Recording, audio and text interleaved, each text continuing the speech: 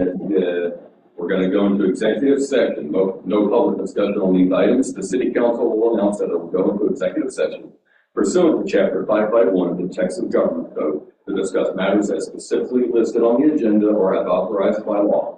Consultation with attorney, Texas Government Code, Chapter 551.071, regarding legal matters pending or contemplated litigation, a settlement offer, or on matters in which the duty of the attorney to the governmental body under the Texas disciplinary rules of professional conduct in the state bar of Texas clearly conflicts with Chapter 551 of the Texas Government Code, including but not limited to 2007 Avenue B.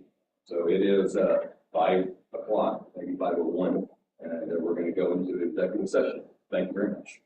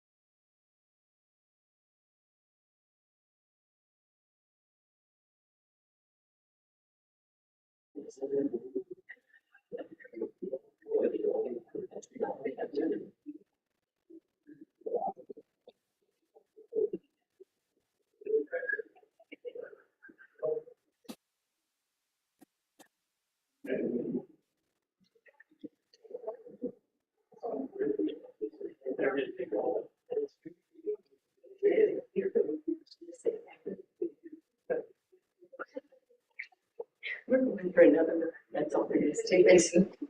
Maybe you take the car, maybe.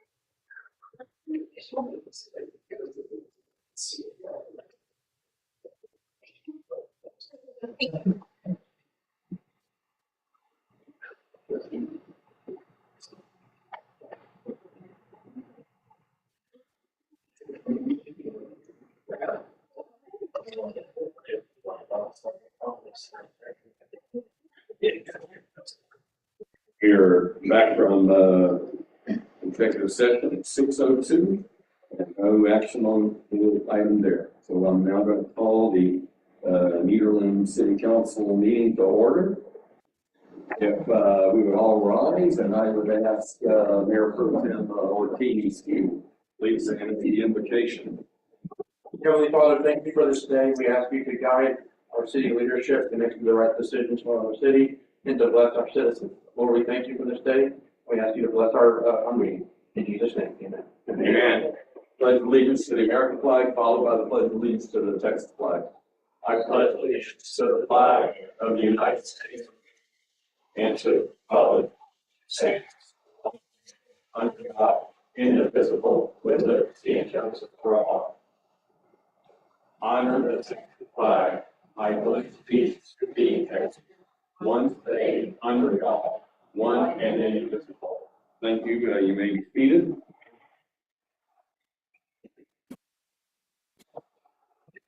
At this time, number 3, citizen comments. At this time, members of the audience may comment on any city-related subject not on the agenda.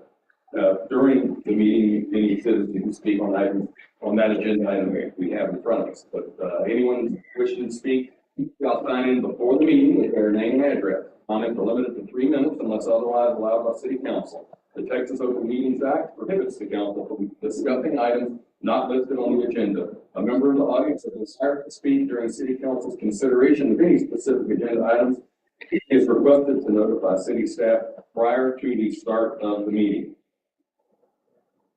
Hello, my name is Brandon Greer, and I am a citizen concerned about state property tax abatements for big businesses and their effects on Nederland, Texas. Texas is open for business. More business should mean more jobs, more tax revenue, and stronger communities. Yet companies like OpenAI that receive Texas's generous jobs, energy, technology, and innovation, or JETI, property tax abatements do not pass along these benefits to Texas workers. For example, OpenAI's new data center in Abilene will only hire 56 workers who will earn an annual salary of $57,600 each. Meanwhile, Texas loses $1 billion annually to these data centers. With property tax abatements, companies thrive, draining local resources, straining our infrastructure, and starving our schools. If they're benefiting from the money that we are required by law to invest in our local and state governments, the least they can do is provide permanent, well-paying jobs with benefits, protect the resources they use, and reinvest in our communities. The people of Nederland elected a new mayor and 2 new city council members who promised major and lasting change. We all want Nederland to be a healthy community, but that requires corporate accountability. According to the United States Census Bureau, in Nederland, the average per capita income in 2023 was $35,621, a little less than $18 an hour. The estimated median rent in 2023 was $1,486 a month, while the estimated median house or condo value was $210,643. On an average of $18 an hour, the people of Nederland can hardly afford to pay for their homes, in addition to a higher and higher cost of living, and in addition to the property and sales taxes that end up in the hands of the people who cut them their paychecks. Now you may ask, what is it you can do? You are a local government, you are not the state government. You may ask what you can do. Well, you can help us and your constituents in two ways. One, while Nederland has no land to sell for solar farms or power plants or data centers, as the population grows and the city expands, people will still want to invest here. Our city council has promised to hold our utility companies and ambulance companies accountable. We should ask the same of big businesses. We intend to voice our complaints to our state representatives as well. But number two, your voices are much louder than ours. We ask that you hear our concerns and represent them in your areas of influence. Advocate for the voices of the people you serve in every place where decisions are made. Invest in our communities. Invest in your constituents. Require businesses in Texas to do the same. Thank you. Thank you. Is there any other citizen who wishes to speak at this time on an item not on the agenda? Yes, sir. My name is Jolie Shipley, and I live at 8765 Holmes Road. One of the issues when I was researching some practices of the city that came to light was the use of city vehicles outside of the city limits. I have not seen that item approached in policy, and I have not asked anyone regarding that policy, but I have noticed that the on-call workers are allowed to take, and then other department heads or supervisors take their city vehicles outside of the city, some a great distance, Hampshire, Gwinnett, Orange, those areas, and the expense to the city when they come back to this area to go to their job site, it does not, it's not like it's the volunteer firemen that need to get there quick because something's on fire. It seems like that could be a place to save a great deal of money if the employees, and I know it's kind of tied into the incentives for people living in the city, but that's also an incentive to live in the city if you work for the city, and that you would be able to take the on-call truck or your company truck, your city truck, if you're a department head, to your house. But if you live outside of the city, being able to drive your own vehicle, I don't know that it's the citizens, taxpayers that should be paying for you to go all the way 30, 40 miles away. The other citizen that would like to speak this time? Seeing none, we will move on to regular agenda, new business, letter A, recognition of Cheryl Dowden, interim city manager, and Heather Stucker, director of finance, regarding state and local fiscal recovery funds grant. And yes, I requested this on the agenda. Council and citizens, I'll give you a very abridged version. On Friday, May 23rd, this is the day before Memorial Day weekend. Everybody was getting in that mindset. Ms. Stucker was on a phone call with the United States Department of the Treasury and about the city's non-use of certain COVID funds we had gotten in 2021 and 2022. And Treasury told her at about 12:30 p.m. that the city of Nederland needed to give the Treasury Department $2.6 million by 4 o'clock. I worked on this stand 33 years and I've seen a lot of stupidity. That was probably the biggest stupidity I've seen. Of course, it upset Ms. Stucker and Ms. Dowden greatly, but I tried to be a calming presence. We called up Mayor Pro Tem Ortiz and Councilmember Sonier, and through discussion, it was we called up Congressman Randy Weber, and Councilmember Sonier knows Congressman Weber well, and cut a long story short, Congressman Weber interceded with us that afternoon with the Treasury Department, and by Friday, May 30th, Ms. Stucker and Ms. Dowden were able to use those funds those COVID funds, that $2.6 million in our current fiscal year budget. So we were able to spend that money, not send it back to the Congress or the Treasury Department rather, and save the taxpayers in Nederland $2.6 million. I want to thank both of them publicly for their vast, diligent work in overcoming what would have otherwise been a very big hardship to Nederland. Our annual budget this year is about $32.6 million. So that was an incredible job you two ladies did. I just wanted to thank you publicly.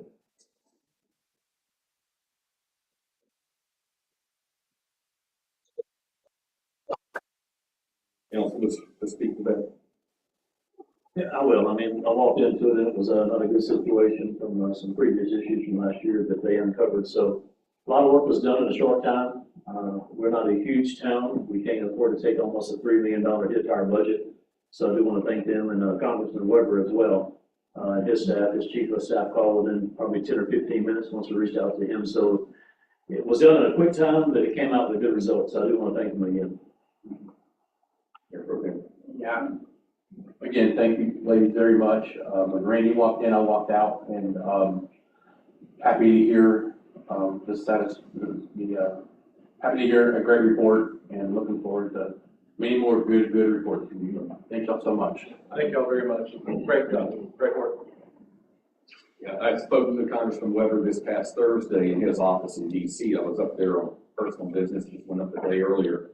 And that was the first thing I did was thank him and his staff for their rapid intervention in this situation. And we had a good meeting about other issues affecting the city of Nederland. But I just want to thank you two ladies publicly. So, letter B, discussion and possible action to approve the minutes of May 19, 2025 regular meeting. Open to a motion. I'll make a motion. Second. Motion by Councilmember Sanger, seconded by Mayor Pro Tem Ortiz to approve our May 19th minutes. Is there any discussion? Hearing none, all in favor, please say aye. Aye. Opposed, no. The ayes have it. No, I should have said aye there. Okay. Letter C, discussion and possible action to approve the inspections departmental monthly report for April. Ms. Dowden, you Hi, Mr. Wheeler is here and we'll get to him shortly. Mr. George Wheeler, your report, sir. Yes, sir. I'll go ahead and jump to page 9. It sums up the totals for April. For single-family detached new houses, we had 3 with a valuation of $615,000. For two-family dwellings, duplexes, you probably kind of wonder, well, where's the duplex coming? But it's out there off of the new subdivision off of Avenue D, just off 27th. That is a duplex subdivision, and they had 2 permits. No, they had 3 permits for a valuation of $508,000. They had for churches and other religious organizations. We had 1 in April, and the valuation was $730,000.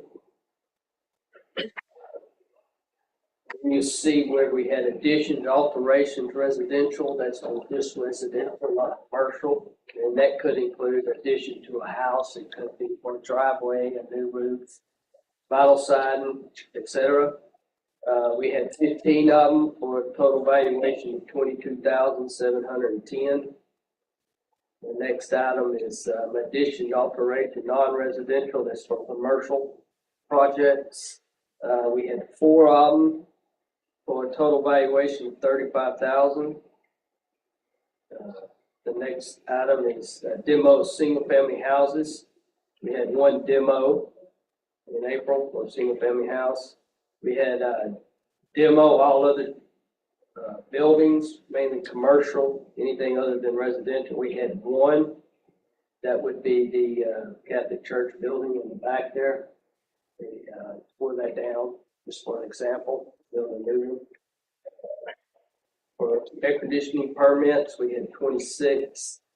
electrical permits, we had, well, air conditioning permits, I'm sorry, we had 5, electrical permits, we had 26. That could be 26, that could be temporary pole for new construction, that's why there's more electrical.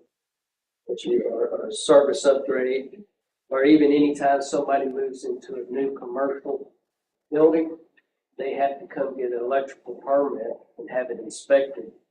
And we release it to Energy before Energy will switch it into the new tenant's name. Foundation repairs, that's starting to pick up now. There's 8 of them. Plumbing permits, in April we had 24. Sign permit is for the raceway off 365, we had 1. We had 1 swimming pool permit listed with the valuation of $50,000, which is one of the cheaper end pools these days. Usually they come in at about $100,000. Stormwater permits, that's for any new construction, they have to take a stormwater permit, and we had 5. Total valuation of all of them is $2 million. Well, about $2 million. $2,005,421. And Councilman, any questions? Thank you, Mr. Wood. Yes, thank you. Right. Letter. Are you calling for comment yet? I know you called for comment from council, but not from the public. Comments are always open to citizens after I at council and before I go to the next agenda item. Thank you very much, Mayor. I know that we started with the updates from the department heads at the last meeting, and that was very, very helpful. And now we've seen the one from this department, but it only includes the number of permits issued. It does not include the number of inspections.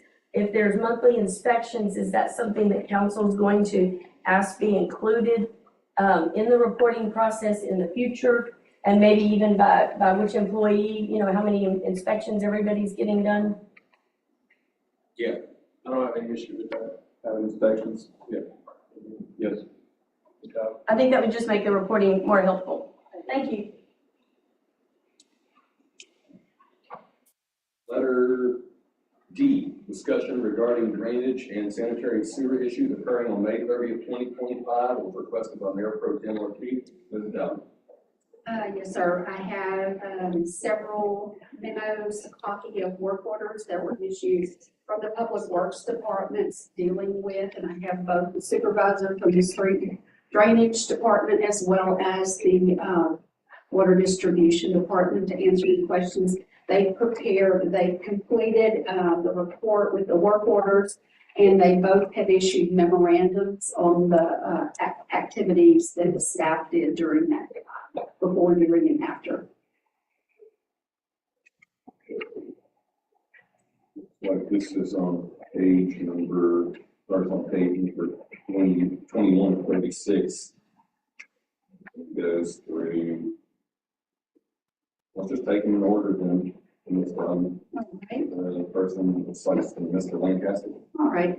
This is from the Streets and Drainage Supervisor. I'll go ahead and read it. In anticipation of possible rains, our crews are deployed in storm duty mode to help prevent stormwater backups in ditches and drains that exist in problem areas to stay ahead of potential pipe inlet and catch basin blockages. When calls are received in our office, they are dispatched to him, the supervisor, or the field crew leaders. As of Friday, May 30th, he was out of the office in the afternoon. The crew leaders were monitoring and dispatching crew members to areas as needed. We received 7 requests after lunch when a heavy rain started, and we addressed 6 of those requests. The final request was handled on Monday, June the 2nd at 919 South 20th Street. Unfortunately, when a large amount of rain falls quickly, it can overflow roadside ditches, especially the DD7, when the DD7 ditches are backed up. In such cases, there's little we can do until the outfall ditches have retreated. Did you want to discuss that one or ask any questions first? Mayor Pro Tem, this is your agenda item, so Thank you for putting on the agenda. Numerous citizens have contacted me about several issues regarding drainage and backing up again out in the Ward 4, where I represent citizens. There's several work orders here I have questions about. I don't know where these folks are, so where's our leadership team? They're Behind you. here. Okay, can y'all come to the podium, please?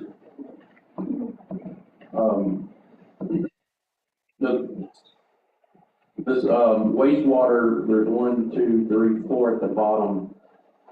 Wastewater stop-up service, one at Avenue H, one on Lawrence, one on 36, one on 31st. I assume the COMPDY is completed now? Yes, Is that what that means? yes. So can you explain to me how exactly did this issue become complete? Because this issue happens all the time, so how did y'all complete that? Well, for which, I mean, All of them? All of them. We have wastewater backing into people's homes just about every fall, so how are we gonna complete this whenever it's gonna happen again? well, we're completing as we answer the call, that's how we're completing. It's not that we're not just putting completed and not checking with the customer.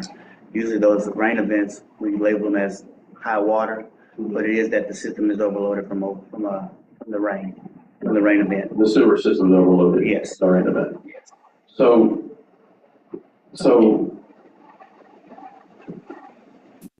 these work orders, are they consistent? Do they always happen at every rain, or? Not all of them. Some of them they are, and some of them, the ones that we have addressed, some of them are, and some of them are not.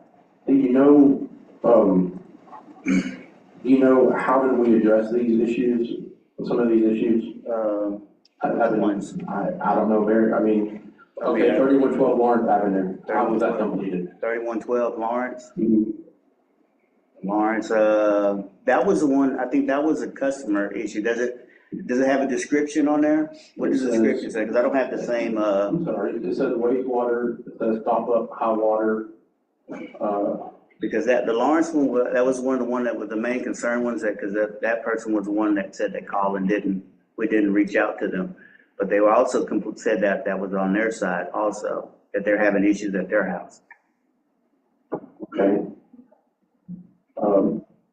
1312 36th Street, how was that, Looks like South 36. South 36th Street? How was that? What's the address on it I'm again? sorry, 1312, it says 36th Street, 36 in the S, that's how the county does the. South 36. South 36, what is it, does it say, party side or just high water? Says high water. High water, well, when it's. Can I give over- this to him just because? Okay, thank you, sir. Okay, the bottom four? Okay, where you're at now, you're at, The very bottom, the last four. the last four? The Okay. second one, or the third one, the second from the bottom. Okay, 1312 36th Street. Okay, that one's stop up high water. When it's high water, the system's overloaded with rain. All we can do is wait for the system to catch up and the lift stations and the plant to work that water. So when y'all are out there looking at the issues, are y'all writing notes about exactly what we're seeing and Yes. And then when y'all go, leave that scene and head back into the Yes, to the house, how do y'all? what actually happens is when a call is called during the rain event, they check the service line, make sure the service line, because sometimes they can call during a rain event and the stop to be on their side. That's happened before. We'll check the service line, and we'll check the service line to the main. We'll check the main line, and we'll trace the main line till it gets to the interceptor. Make sure that we can see movement. Looks like a boiling water. That's what it looks like when you open inside the manhole. We trace that down to the big interceptor. If we see it moving in the interceptor, that's a telltale sign that it's just overloaded with rainwater. Okay. So pretty much the last four, stop up service, stop up high water, stop up high water, stop up high water. That's the same, we're gonna have the same scenario. Yeah, for the high water ones, yes. What's the difference between the high water and the service? Which one? The one that above says high water, it says stop up service? Yes, what's the difference between that and the high water? The stop up service means that the problem was in the service line. and they were able to unstop it in the service line to give them relief. So you're saying, these issues have been resolved? Yes. So we won't have any more stop-ups at these addresses I going can't forward? guarantee that. If it's a rain event, more than likely we will. Okay, But, you know, you can unstop the line today and then it'll stop up 2 hours after you leave. I understand. I guess what I'm trying to figure out is, it's gonna rain tomorrow, tonight. Yes. What is our plan of action tonight? Well, we flush, after each rain event, if it's a problem area, we go ahead and flush the lines. We flush a lot of the lines just to clean any debris that's in them to prepare for it. You know, it's, the lift stations, they're ran by the sewer plant. So they probably pump those down to prepare for the rain. So let's talk about drainage. Mr. Lancaster, thank you so much, sir. Oh, you're welcome. Yes, sir. I'm sure citizens are gonna have a lot of comments here. Regarding the drainage, Mr. Lancaster, the addresses, do you have a report? We have a report. Okay, cool. So are these addresses, familiar? Are they always having drainage issues? No, nothing I'm familiar with, sir. Okay. Are we actively, blowing up culverts and ditch digging, our city crews? Yes, that is correct. And so our city crews are actively going and digging ditches and blowing up culverts? When the requests come in from a citizen or Okay. from someone maybe from council to our. Okay, I'm sorry. So the issue I'm hearing is, from all over the city, is that we're not being proactive. And we need to create a proactive plan. My phone blew up this afternoon numerous times from citizens stating that they can't reach anybody at the warehouse. So how is that handled? So do we have someone answering the phones during these events? Does someone stay behind to answer the phone? Yes, there's someone at the office to answer the phone. Okay. And get rolled over, I believe, to the water plant. Is that right? No, they don't anymore, but they get rolled over until he answers it. Right, and there's an answer machine there as well. And once he's finished getting off the phone, then he'll dispatch them to us and we'll take care of the issue at the end. And I appreciate the explanation. I'm getting two different stories, one from you guys and one from the citizens. So we need to start educating our citizens and our employees on what exactly we're hearing. Because what I'm hearing from the citizens is not what these gentlemen are saying. I'm not calling them liars or anything, but I'm not hearing just from the citizens. And I appreciate everything you guys do. I do. But when the citizens are calling me, upset, I gotta figure out how we're gonna fix this. And if we're waiting on the citizen to call the city to ask for their ditch to be dug, we're never gonna complete ditch digging. I don't care if we have a contractor or not. We have to be proactive. My ward continues to flood in an inch of rain. And the fact is, we have to become serious. And I'm not gonna sit up here for 3 years and hear the same old. We've been listening to sewer issues and drainage issues since February of 2025, probably before that. And I'm continuing to hear these answers of, well, if they call me, we have to have a proactive plan.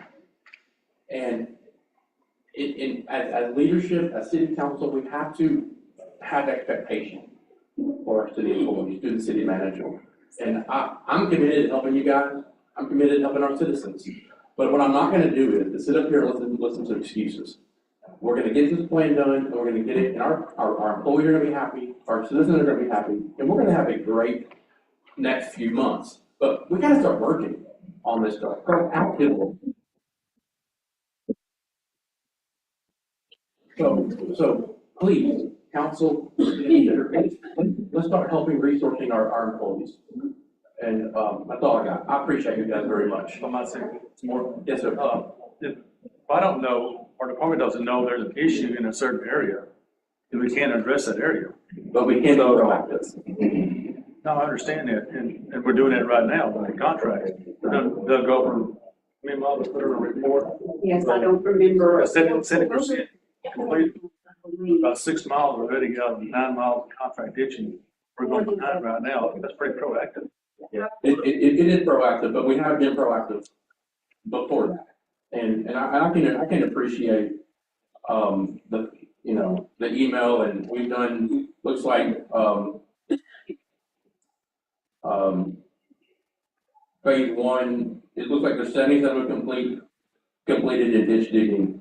They just started Ward 4 recently, and we're missing, Ward 3 wasn't even complete yet. So we have some issues with the contractor right now. We as a department and our department leader, we don't have an issue with them doing a great job for us. They are. The question I had on it, Yes, so, when I look at it, so it started in Ward 3, I'm not shortcutting any ward out there, it started in Ward 3. So everything pretty much between the High Line right away, 27th Street from England Avenue to Avenue H is cut pretty good. I'd say probably 95% of it very well done. But are you completing one ward before you go to the next ward, or what's the plan on how you move to Ward 4? we're trying to catch some more arterial areas first. They started on what we call the east end of the project, and working their way back towards Highway 69. Okay. They're off the Harding Street area right now, 30th Street, that section right now. Yeah, because I looked over there basically from South 12th to South 16th and Avenue H to end, that whole corner, nothing's been touched in that area there, as well as Park Street, Hilldale, and a few others. So I'm just trying to run, and those are all in Ward 3, so I know if we're doing it as a ward, and going each of them, as long as they're covered, I'm good. I don't want to come back and we forgot a part of town and didn't do it right. So, and about that real quick, it's my understanding, I wasn't elected back when this was done, so I may be confused. It's my understanding, we're supposed to be blowing up culverts too? Is that happening? Yes, sir, it is happening. It is?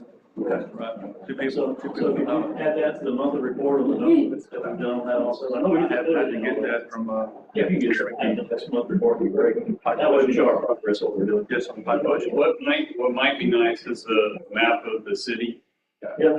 highlighting Yeah. the sections that have been completed. That way it's much easier to read. You don't have to go, oh, it's this street, this ditch, this area's been done here. We asked for that report way back when we started this process, that we get a report and an update on how many feet of ditch. We didn't say zones and we didn't go into details, but we weren't really focused on details. We wanted activity to happen. And we got Started, yeah. Yeah, we wanted it started. Correct. If that map can be added to our website, for transparency purposes, that we want to. Sure. I will get back with you and the public works director, so we can have that on the next agenda, because, reports will be due from the department. Yes, I did get that report on all the ones that were done. Yes, sir. Were done. I reported that to council, so they're aware of it. Yeah. Thank you for doing that. Yeah, Mr. Lancaster, how are you?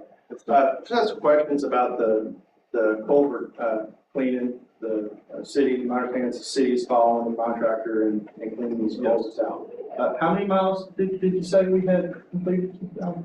Looks like 6.81 miles.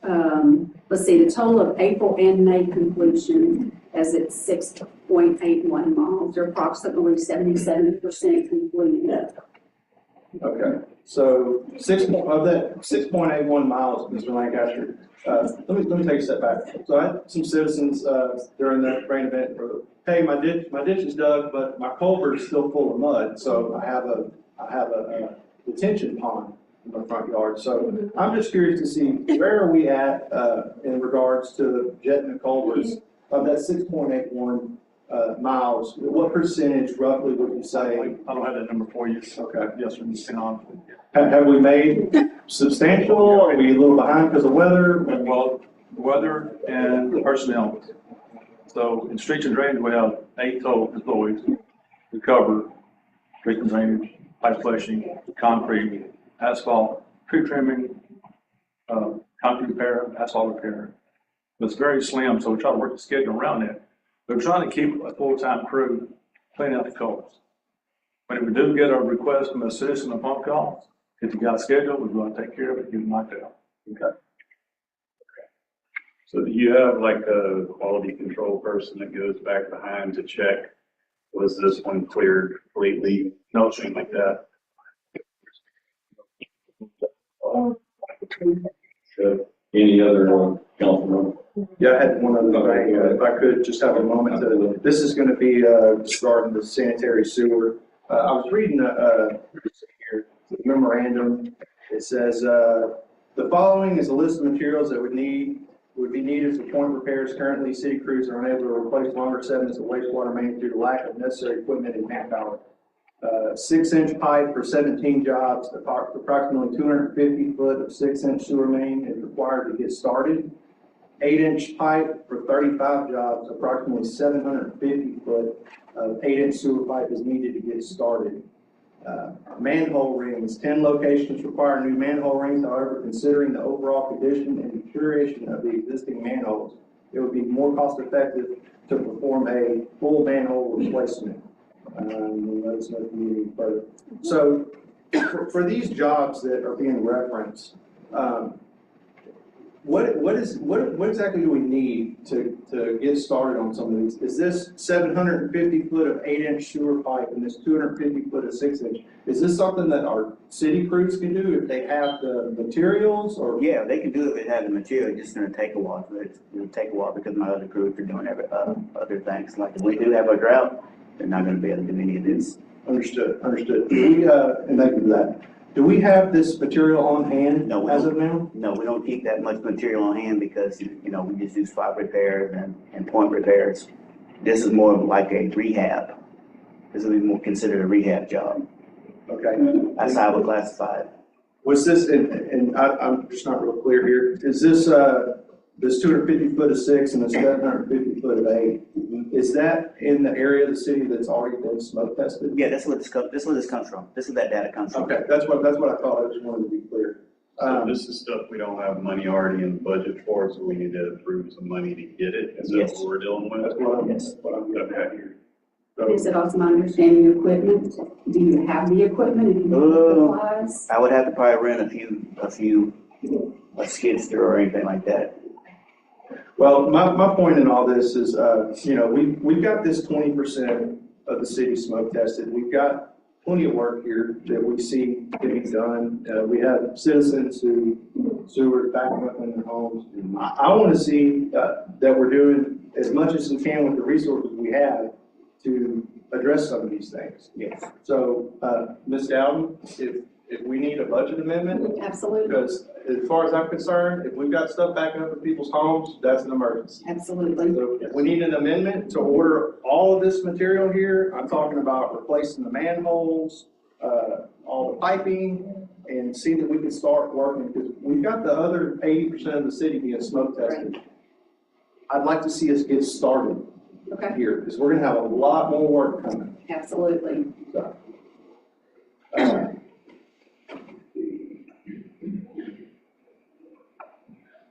rain stoppers.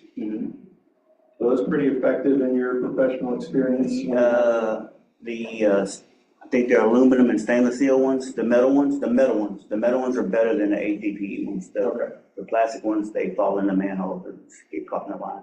Okay. How many of those do we keep on hand typically?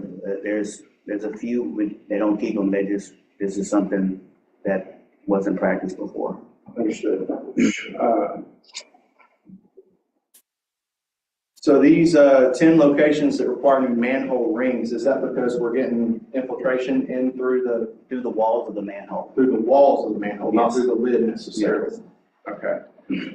During that smoke testing, did we have any manholes where we had smoke actually coming out through the seal, if you will? Yes. Non-technical term? Yeah, the walls, the seal, everywhere. Do we get rain stoppers on those to lessen the infiltration Yes, of water? you can, but to give it an explanation of what the rain stopper do.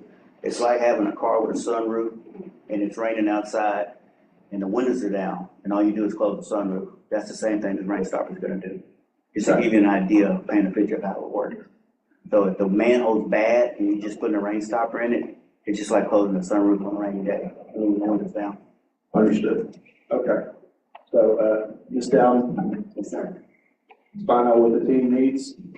I've already sent them an email. You know, we need a budget amendment to get started. I don't wanna wait. Okay. I mean, even if we, because Because there are contractors that do rehab manholes where they actually spray it like a swimming pool. They get inside, spray concrete inside of the old brick ones. That would work. I don't know what the price on that is or anything like that, but that would be beneficial and easier and quicker than trying to dig up and change manholes out. I like a permanent solution.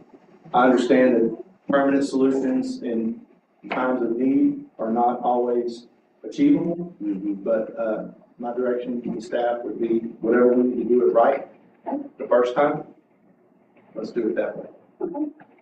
I'd have one more if you go, give good comments there, Britton, but also, maybe amend some budget on some additional overtime for weekend work on sewers and those type of things versus just Monday through Friday. Oh, yeah. Definitely look into that. Thank both of you gentlemen. Thank you. And let's run a skid steer because they're pretty cheap to rent and keep one on hand, so when you got a kid, have one. Got one more question, I'm sorry, guys. I'm gonna go back real quick, to the work orders. I thought I asked the question, but I wanna be sure I was clear, or the answer was clear.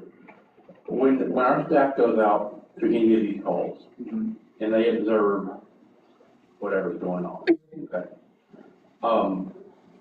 Do you guys, now forgive me, I haven't been in the warehouse yet. I'm up now saying hello to everybody there and seeing y'all set up, and I'll understand more of this as we get into this. When y'all get there, back to the warehouse with this information, where does it go? Like, is there a map you circle, okay, this is a sewer issue, or this is a high water issue? How does all this information that y'all collect in the field get disseminated back to the warehouse and, in a plan It's put back in the work order. The work order puts in. You can pull, you can do all kind of queries on the work order, whatever it's called, Beehive, and it'll pull the ones that are high water. It'll pull the ones that however you want to search it, and it'll make you a list like a spreadsheet like you have now. So is this list from VIA? Yes. Okay. All right. Will you take public comment? I'm not done yet. I'm here. I'm so sorry. That's okay, that's okay. I'll let the audience know whenever, council. Yes, sir.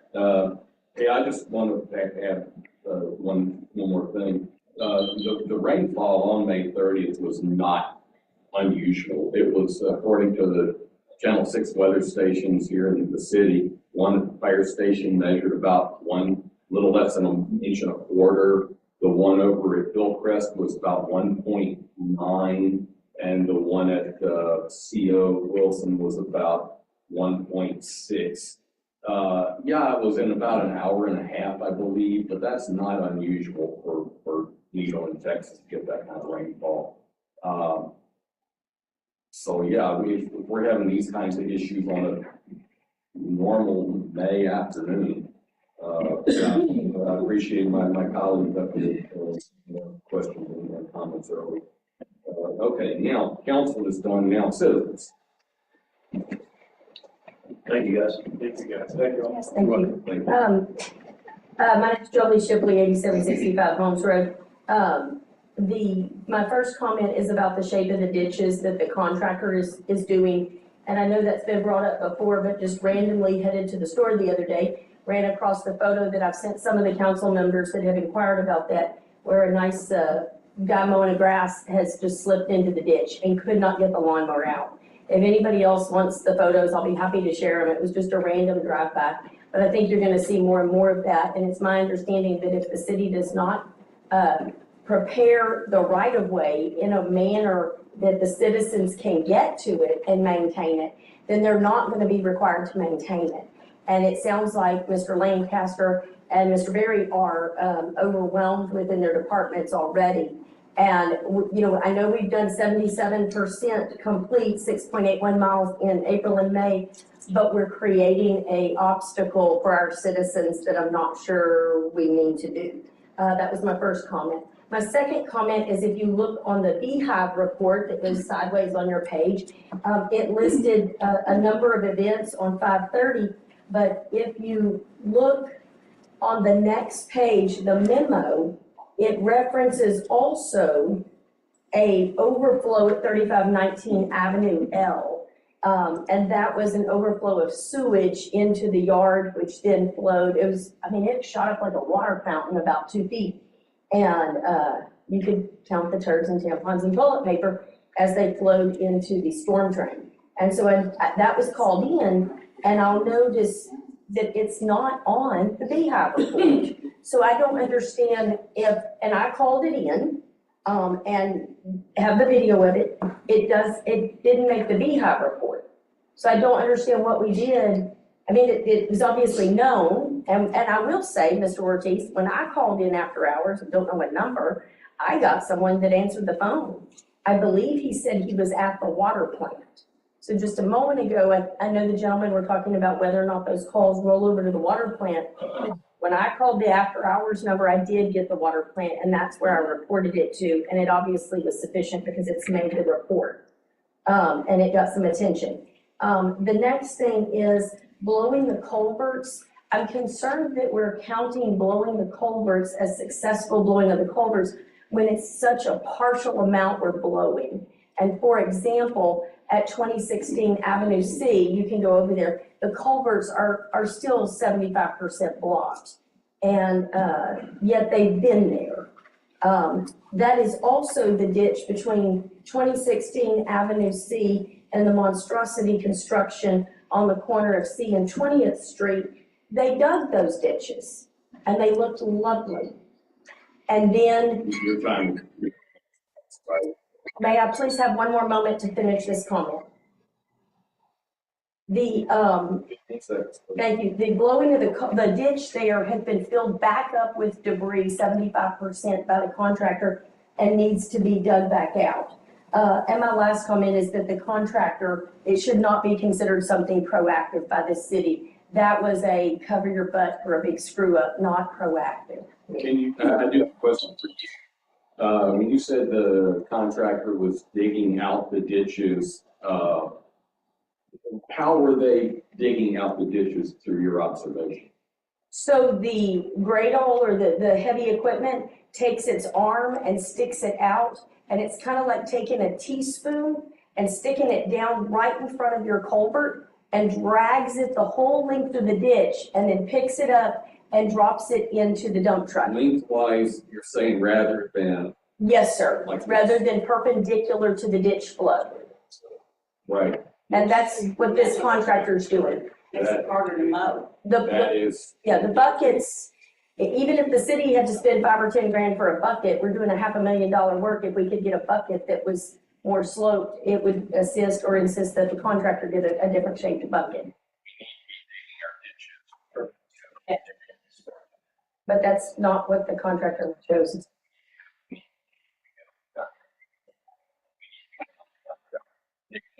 Lengthwise, not effective.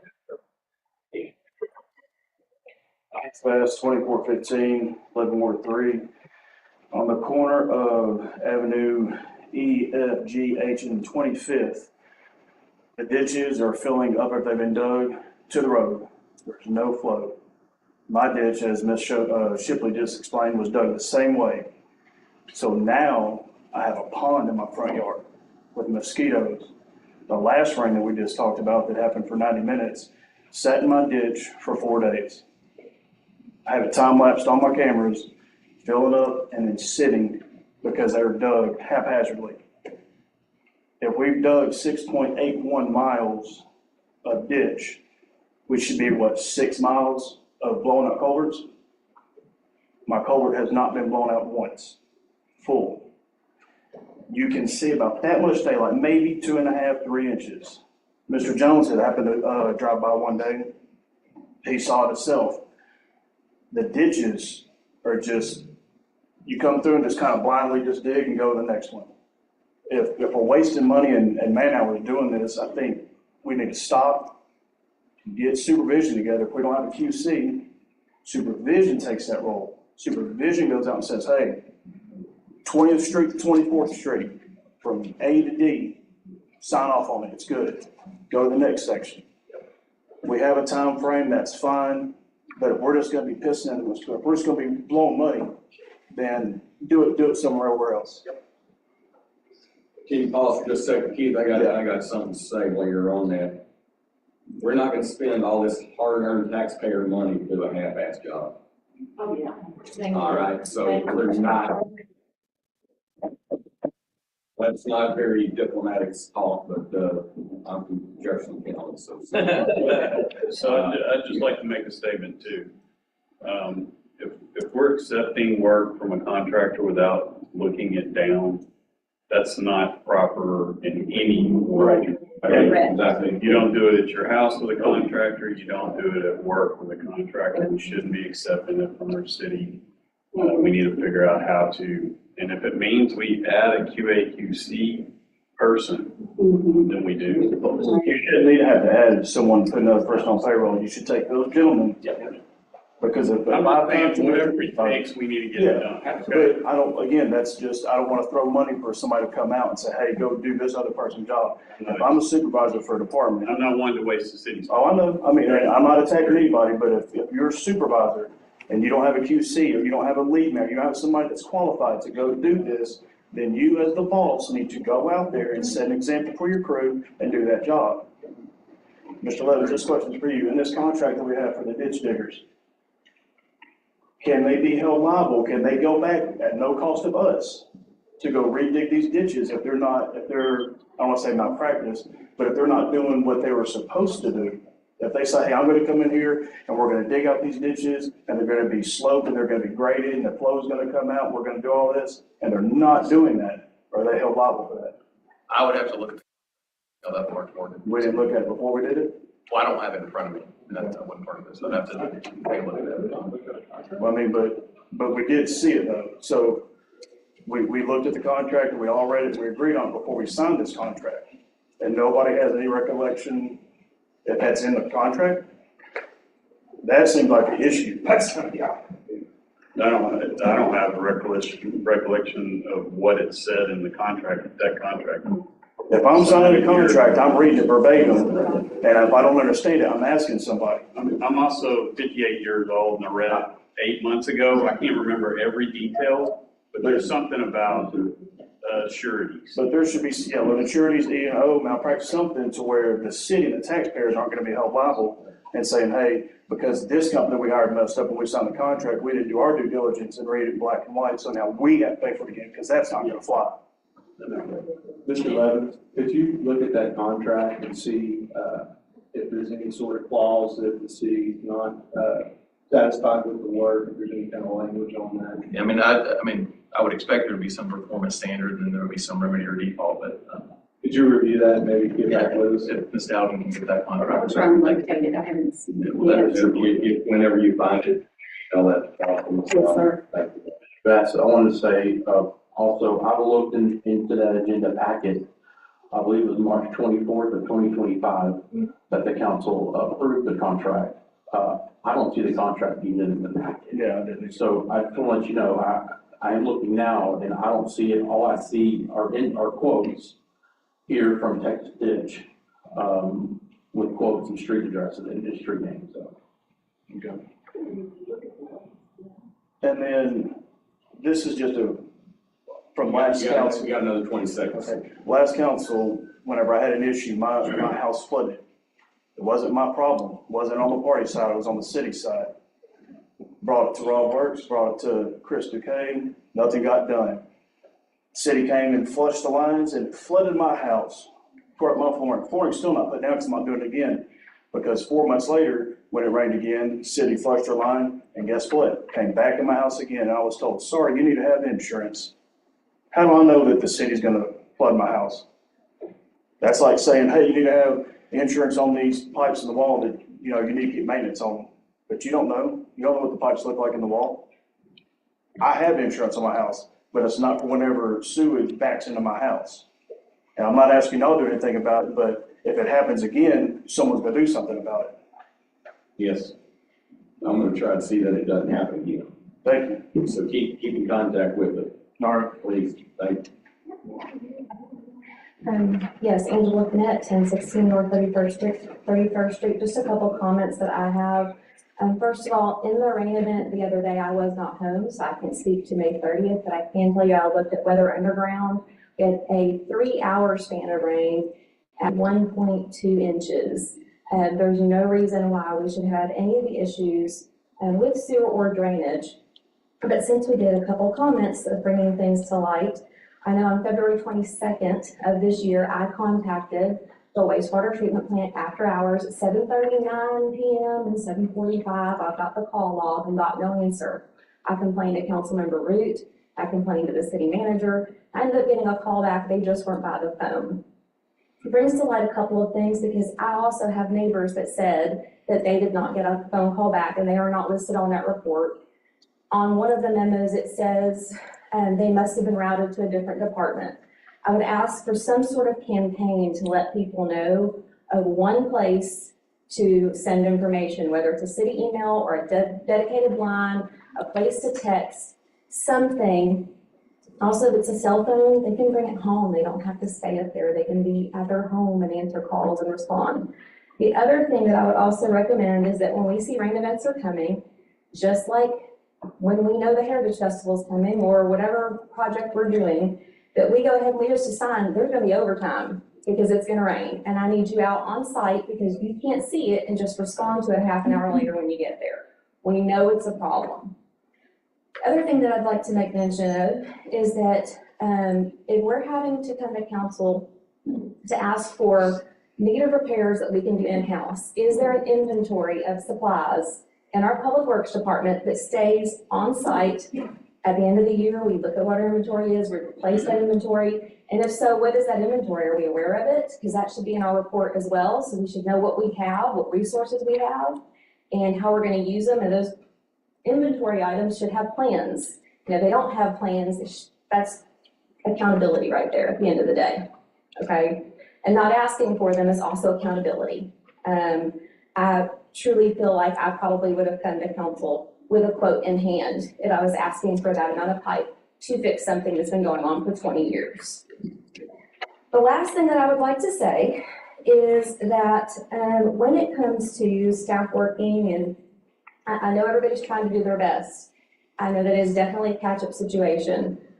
I highly recommend, I highly encourage, I'm trying to come with solutions. I know I like to complain, but I want to complain with a solution. I think there needs to be a deadline to a plan of action for sewer and drainage, 30 days, 15 business days. This is what we're gonna do. And if it takes us 4 hours a day, we're gonna do a workshop. Let's set some time and there's a deadline and this is our plan. That way you're not asking for a map after the fact. The map's on the wall, this is what got done this week, we mark it off and we're gonna keep going. And I know that there will be repairs that come up, but there are things that are not happening and haven't been happening, and it has put me personally in a position where when it rains, I cannot flush a toilet, and it's been 20 years of it. So I'm asking for there to be a deadline for this, and if we can't get that deadline, there's accountability for that deadline. Thank you. I had a similar conversation, what you were talking about. I mean, I had this conversation with Ms. Down, similar to what you were talking about, as far as the, you know, who's answering the phone and when. And, but I'm just gonna say there is progress being made on that end. Okay. And on all the other issues you were just raising, there is, I'll just say this, she's been, acting interim city manager for 5 weeks, and we've already had a lot of changes, a lot more to go. And we're gonna rely as a council and citizens to bring things to us, continue bringing things to us, so we can help her and she can point out where the issues are in the various departments, okay? I hope it's not as slow as I think it might be, because you've been extremely patient for 20 years, but we've got to see change in this city. I'm just gonna ask for boots on the ground. I'm out there looking in the rain, and I'd like to see somebody alongside me. Amen. Yeah, exactly. Well, Mr. Darby, how you doing? I'm all right. Robert Smith, 16th Avenue 8. I did that job for 22 years, street drainage, sanitation, the shop. And in a rain event like that, we had crews out, split up in trucks, making sure the storm drains were drained. That was our main focus. Make sure there wasn't leaves blocking it. The other day, DD7 didn't even get out of the bank. He also asked about the blowing the culverts out. Who was the quality manager? When I was there, that was me. I went out there and made sure it was done right. Made sure they're blown. Some of these culverts, if they've been stopped up a long time, they take several times to blow them to get them moved. Weather has nothing to do with it. You can go out there in the rain, blow those culverts. You're already wet anyway. So I mean, there's things that could be done. There's, you know, when you ask a question, you ought to be able to answer it if you're out there doing the work, in my opinion. If you can't answer the question, you're not out seeing what's going on. And y'all, I think y'all are doing a good job headed that way. Appreciate everything y'all are doing. Anything? Thank you. Thank you. Any other citizen on this item? All right. Well, you got a few follow-up items, Ms. Bell. On that one. Letter E, receive comments from Renee O'Connor regarding animal control officer after hours, and that was requested by Councilmember Jones. Good afternoon. Thank you for the time. I'm here to have a conversation. Name and address. Oh, I'm sorry. Renee O'Connor, 1131 Gary Avenue. I'm here to have a conversation about animal control services, and I am not up here to disparage or ridicule any city employees at all. But I am here to question the standard in which we hold animal control services. I want to thank Ms. Dowden, Councilman Jones, and Mr. Woods and Mr. Morrison from the Public Works Department. You were all kind enough to take time out and answer my numerous questions. I've spoken often of Officer Kent Broussard. He served with the Nederlander Police Department, and he was our animal control officer. And I called upon him many times with utmost professionalism and rapid response. And when he was not available, Officer Odom happily showed up to issue citations. Officer Broussard left the city in 2013. That same year, Animal Control Services was moved from Public Safety to Public Works with the 2013-2014 approved budget. Public Works didn't ask why, weren't told why, they just took the football and ran with it. They didn't request the move, so I'm led to believe that it was requested by the police department. Does anybody know the reasoning behind that action? Anybody familiar with that at that time? I have absolutely no idea. I was waiting for my chance here, and you know, when I found out about it, this happened in 2013, and I didn't know about it until last month, that this had even happened. The move resulted in Animal Control Services observing hours of operation and overtime concerns. Hours of operation are 7 a.m.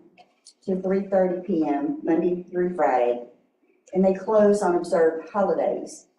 Anything outside of these hours is considered overtime for the Public Works Department.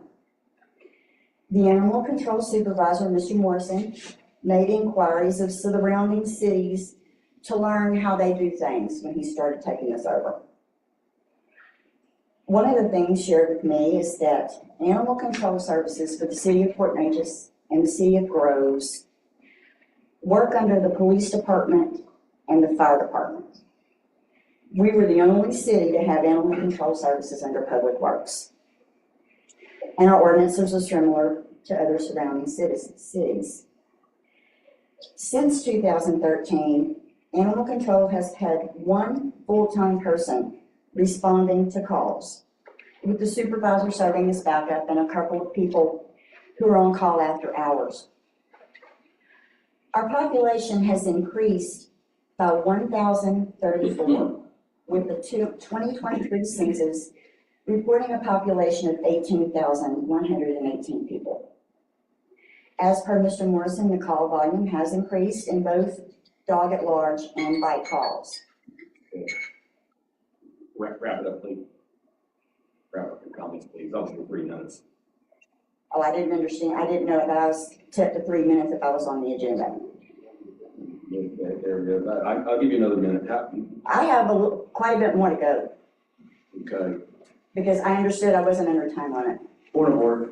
Can we review the policy and see, I don't recall what it says right off the top of my head about the newly adopted, It can be extended if nobody else wants it. It can be extended. I'm just in the interest of full information, but also the time. Go ahead, please. I'd like to extend it. Go ahead, please. well. Thanks, Lee. Yeah, so just continue.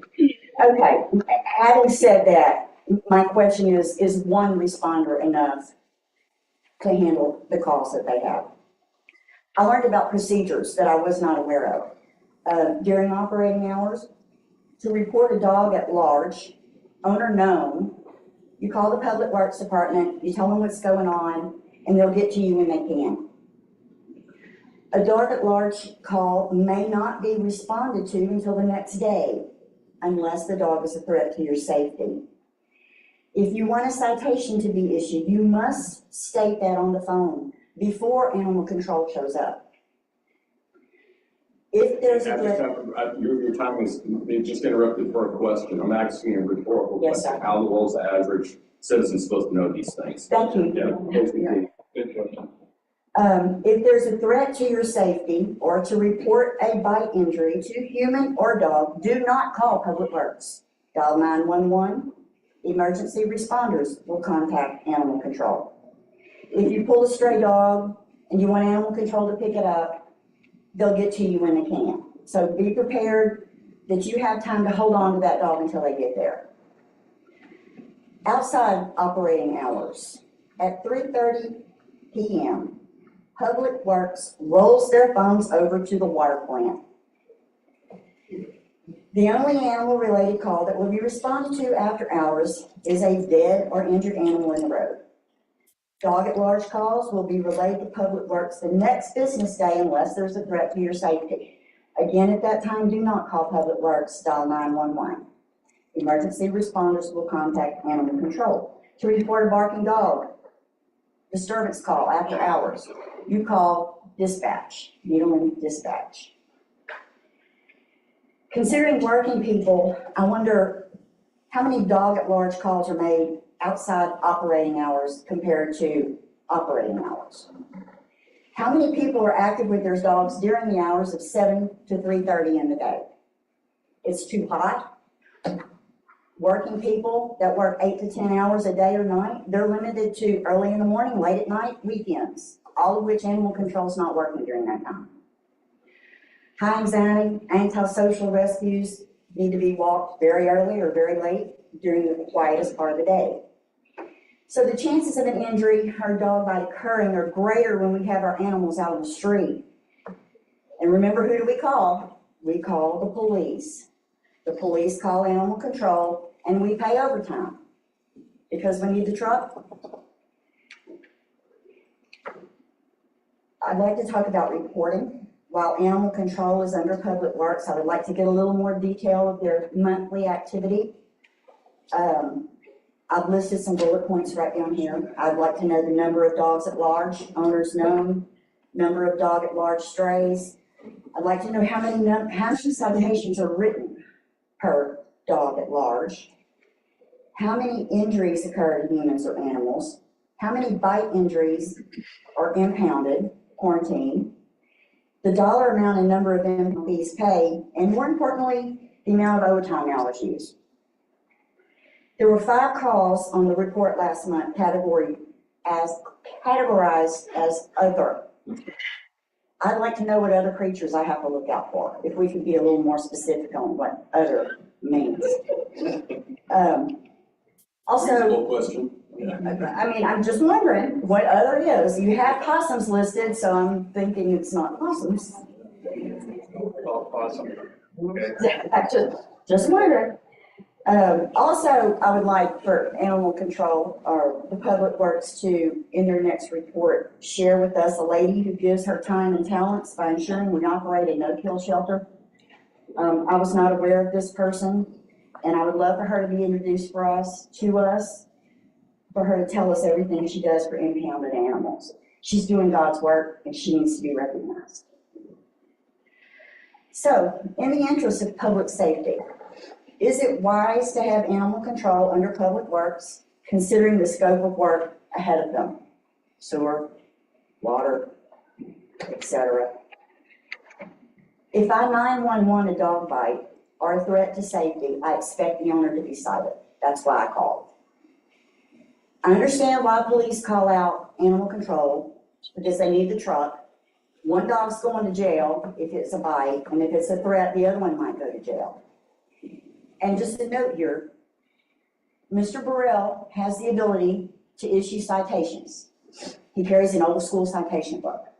So in the instance to where 911 has been called and a police officer comes out, he defers to the police department to write citations because they can do it electronically. He has to do it old school. So we wondered about that, and I found out that. If I call about a neighborhood dog pooping in my yard day after day, I expect the owner to be cited for that. That's why I call. But animal control vehicle's not necessary. I don't want the dog impounded. I just need somebody to respond promptly and come issue a citation. So in the next couple of months, y'all gonna be preparing budget proposals. I think this presents the perfect opportunity to reverse the 2013 action, moving animal control. I asked council to please study the past data on the bullet points mentioned previously and discuss and consider moving animal control back to the police department. This could eliminate overtime, provide better response times, and Nederland Police Department has an excellent reporting system. That's all I have. Y'all have any questions? Yes, Ms. O'Connor, could you submit a copy of that, email it to Ms. Dowden? Yes, sir. If you have not already done so? I sent her one, but I've revised it. I'll send you. Yes, sir. Please send that, and if you could include me as well. I sure. I can include all of y'all if you. That'd be great. Okay. We can't communicate with each other if other violating the Open Meetings Act. Any citizen can email all of us, that's no problem. Okay.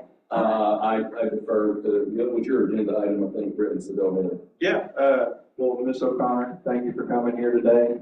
I learned a lot through your research, because I'm new here as well, and I'm still learning. However, I'm here to look at things objectively and try to find out if there's better ways we can go about conducting business. I understand what you're saying about the animal control. If you call, if there's something going on, you expect somebody's gonna be there. So, Ms. Dowden, we could start maybe looking to see what other cities do, if there's any room for improvements. Ms. O'Connor brought up some excellent points that are definitely worth looking at. And if there's any way maybe in the budget, if we need to change something around or change the policy, definitely explore that. And I would like to share with you, I didn't include this, but the last time I called about a loose dog, it was in the evening. I called police because I was not aware that they did not offer this service anymore. Yeah. I requested a citation. I was told, no, we're not going to do that, but we'll let animal control know that you have an issue. And I've never heard anything about it ever again. We hear that for various citizens and reports that there's a lot of room for improvement in the city. That's why I think all 5 of us ran whenever we ran. Yeah, everything that I heard you say just now was filled with common sense. Yeah, why do we do it the way we do it? Because it sounds like one guy wanted to change it up and move something somewhere where, let's not dwell on the past, let's just move forward. Right, yes. Let's find a better way to go about it. I'm all for it. That's why I'm here. So thank you. Thank you. Got a question for Ms. O'Connor? Okay. Sarah Gabala, 2901 Helena. I want to follow up. I am constantly chased by loose dogs. I run at 4-something in the morning. And we need a public information campaign too on what you're supposed to do when there's a loose dog. Because when I've called before, I've been asked, are you bleeding? Is the dog bleeding? Call back at 7:30, we're open. That is not helpful at 4:30 in the morning when I've been chased by a pit bull twice in 1 week. And fortunately, my one dog is very scared and will growl and usually run, but we've got to have something. I went to Mr. Duque about this before. He promised me there would be some public service campaign. We're about to go up, it never happened. We're about to go up against the 4th of July where dogs are lost, there are fireworks. We need people to understand what they're supposed to do. They can't cite them if they're not called. I mean, where I live, there's constantly a dog loose and people don't call because they said, well, it's so-and-so's dog. Well, it's not helping the situation if that dog is out all the time. So, thank you. To her point, Go ahead, Ms. O'Connor. if there's no deterrent for these dogs running around in the street, it's not going to stop. So we need to have people willing to call, but we need to have a response when we do call. Because trust me, for years and years, I have gotten no response, and it's very frustrating. So deterrents have to be in place. Citations need to be written at the time that it occurs. I'm a retired investigator, 33 years of service. All the laws and regulations in the world don't enforce themselves. And you do not have any sort of deterrent without fines being part of the picture. That's Most right. And people right. listen through their pocketbooks. And we don't have that right now, and I think that would eliminate some of the neighborhood problems that we have with these dogs. Because when you get people in their pocketbook, then they start to pay attention. Thank you. Mr. Bass, go ahead. So Dwayne's the only animal control guy we have. He does a good job. I've caught him on a few things. There's a gentleman that lives across the street from me, and at one time had about 65 cats. And the stipulation is you make a claim and you have to fill out the paperwork, sign it, that you want to essentially get a fine to that person. I went up and down my street. No neighbor wanted to sign that, put their name on there because it's an older person, but the cats are defecating on people's lawns, tearing up equipment, tearing up, patio furniture. There does have to be something else. I mean, Dwayne does what he can as one person. If 5 people are calling in because there's dogs all across Nearland, he can't do it. Whenever Kent was over it, it was a little bit easier. Being a police officer, hey, you get the citation right then and there. There's dogs, small and big, on my 2 streets, perpendicular to each other, get loose all the time. We know who they are. They go back. We try to help them out. But then there's a lady that runs around. She gets chased by a dog too, and she had her dog with it. That dog tried to attack her, so she's picking hers up. Luckily, we were going to work, and we kind of intervened to stop so nothing would happen. I would recommend trying to go back to the police department since we do have more people.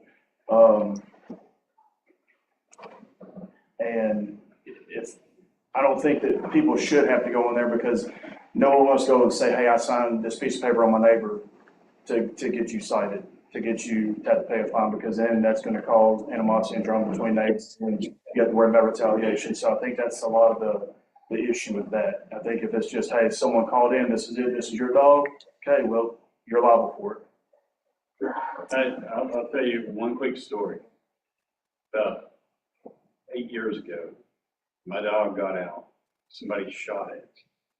Knew nothing about it. I called from a lady. The dog was in the street. I went and picked it up, left with the dog. I had to go to the emergency shelter. They put the dog down. My son was leaving for college. It was the worst thing we could ever do. But she said, "Why do you think the dog was hit?" And I said, "Well, the lady found him in the street." And she said, "Your dog was shot." So I called the police. They figured out who it was, but they couldn't tell me who it was because they were afraid that I would respond the way I probably would have. But anyway, so that happened many, many years ago. So I feel for you.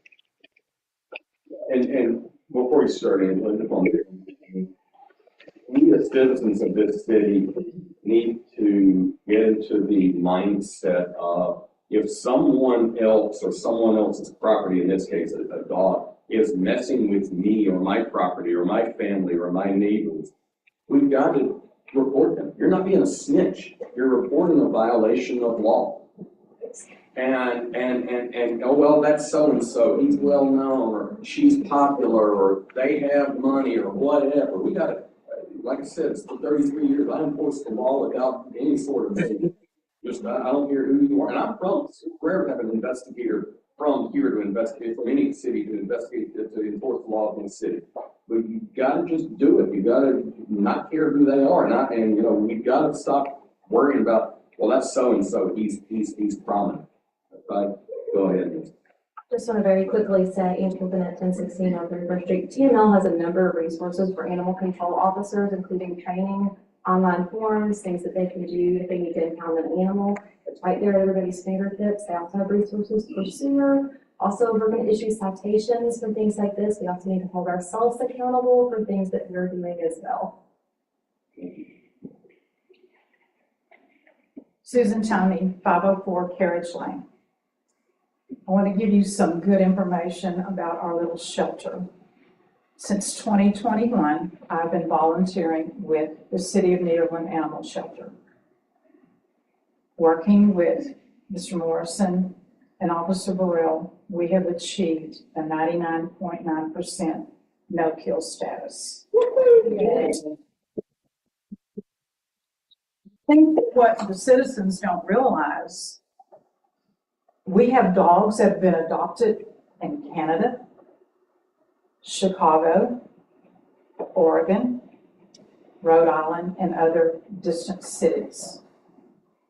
Just some unofficial, official stats that I've put together since I've been tracking. When I first started tracking, I really wasn't sure what I wanted to track, but I've got a little bit better at it since the years have gone by. But just to give you an idea, say in 2021, when I started putting figures together, our intake was 34 dogs. It's probably a little bit more. Like I said, mine are unofficial numbers. 30 went into rescue. 22, intake was 39. 45 went into rescue. And the reason why that's a little bit off is probably some got carried over into the following year, even though they came in the year before. In 2023, we had 59 intakes, 55 went into rescue. 2024, 62 intakes, 56 went into rescue. And right now in 2025, we've had 29 intakes, 18 in the rescue. Animal control has been involved in hoarding situations. We rescued over 17 dachshunds, all 17 went into rescue. Many rescues are helpful to us, which is so important. I see on Facebook people making comments, well, they'll just pick them up and kill them. No, that's not true. Or they don't like pit bulls, they'll kill them. No, I've had 3 pit bulls adopted in Canada. We get videos all the time for them adopters saying how much they love these Texas animals. What I see with the shelter, and I used to manage the City of Beaumont Animal Care when we were under police. That is the best, in my opinion, that is the best place animal control needs to be. There are so many things that the police department and animal control do parallel. Write tickets, go to court, take pictures, do report, witness statements. They're very parallel in the duties that they do. That's my opinion. I'm stating it. The other thing is, what I've seen, animal control lacks some tools to do the job. For example, you don't send a fireman to a job with a garden hose. You don't send a police officer with a BB gun on a call. Animal control needs devices and tools to do the job. We don't even have a scale at the shelter. Rescues ask me all the time, well, how much does a dog weigh? I'd say about 30 pounds. That's critical when you're needing to give medicines and other things. So the direction that animal control needs to go, and I believe it has been stifled over the past few years, but I look forward to the opportunity with this new council, new mayor, that there's going to be an improvement with animal control. Officer Burrell is great to work with. And I just want to say I appreciate the opportunity, but spread the word. You're looking for a dog to adopt, get on down to the Nederland shelter. We've got some great dogs down there. That's all I have to say.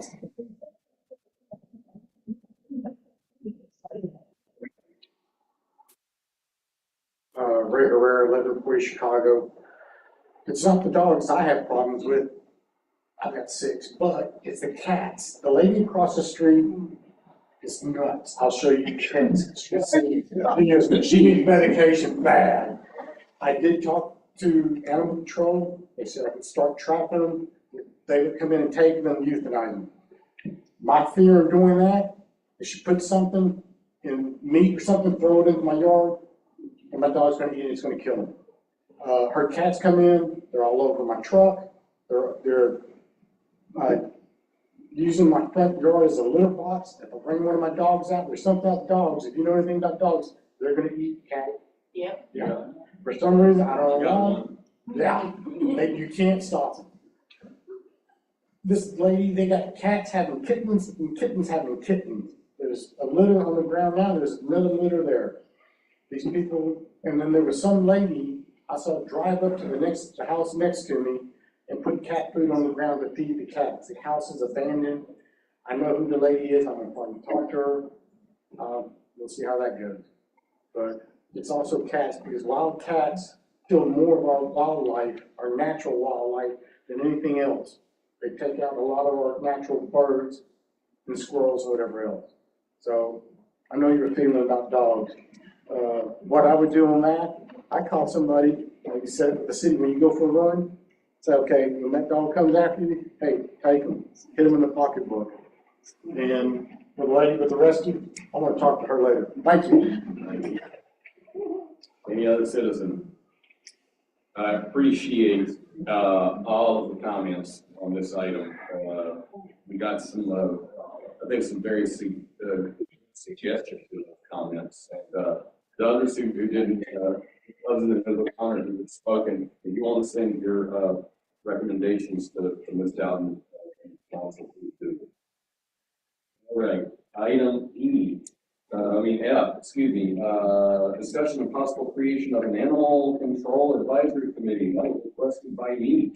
And what I have found out subsequent to this is that we already have one. And it has been morbid since about 2017. I learned that over the weekend. My recommendation to council, and let me just say one more thing before I make a recommendation to the council, is that several of you have already emailed me and other members of council saying, I want to be on different committees and boards that the city has.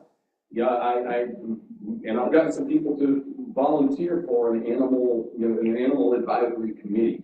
I'd like to have, if you're interested in any of these commissions and boards committee, send an email to your council member, if you know who that is, send it to myself, and I'll get it to both of them. But let me try to find who was on that committee as of 2017.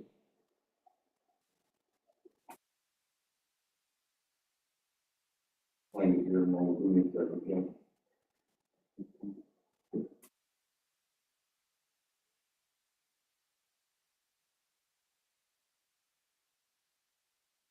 As of 2017, the committee consisted of the city veterinarian, Dr. Kathleen Clements. There was no city official on it. Tony was on it for animal welfare, and for shelter operations, it was Dwayne Borrell. And I told Ms. Brown, I suggest you resurrect this committee and add people to it. In addition, whereas the previous city manager thought it would be a good idea to get rid of it, make it dormant, Texas Health and Safety Code, section 823.005 requires to have this committee. So this is not a frill. This is not a hug the animals type of thing. This is required by the Texas Health and Safety Code. Because we do have a shelter, and we are in a county with 75,000 or more people. So we need to get people who want to volunteer for these different things, as I said, and by next council meeting, have a list of people to nominate And each member of council can nominate one, I can nominate one or whatever, let's just hash it out that way.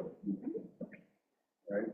So do we need to make a motion to reinstate the animal control? I will accept such a motion. I'll make a motion to reinstate the animal control advisory committee. I'll second it. For 2 seconds. After the motion by Councilmember Duplank, is there any discussion? Hearing none, all in favor of raising the dead, please say aye. Aye. Any opposed, no. Okay, if anybody want to vote no, it was maybe animal come in reserve. Okay, the committee has been resurrected, and I think we had actually called it previously Animal Advisory Committee. So we'll just keep the name Animal Advisory Committee. Can I make Animal a, control advisory committee? Well, animal control, it was, one of the things in the law, it states there must be a licensed veterinarian, one county or municipal officer, a person whose duties include the daily operation, and a representative from the animal welfare operation. So we need to make sure that we have those individuals. those, right, and any additional we can Right. put. Right. We're about to say something, Brett? No, but I guess if we have to have a vet, that's just the Dr. Clemens, Dr. Clemens is still on it. She's still on? Yeah.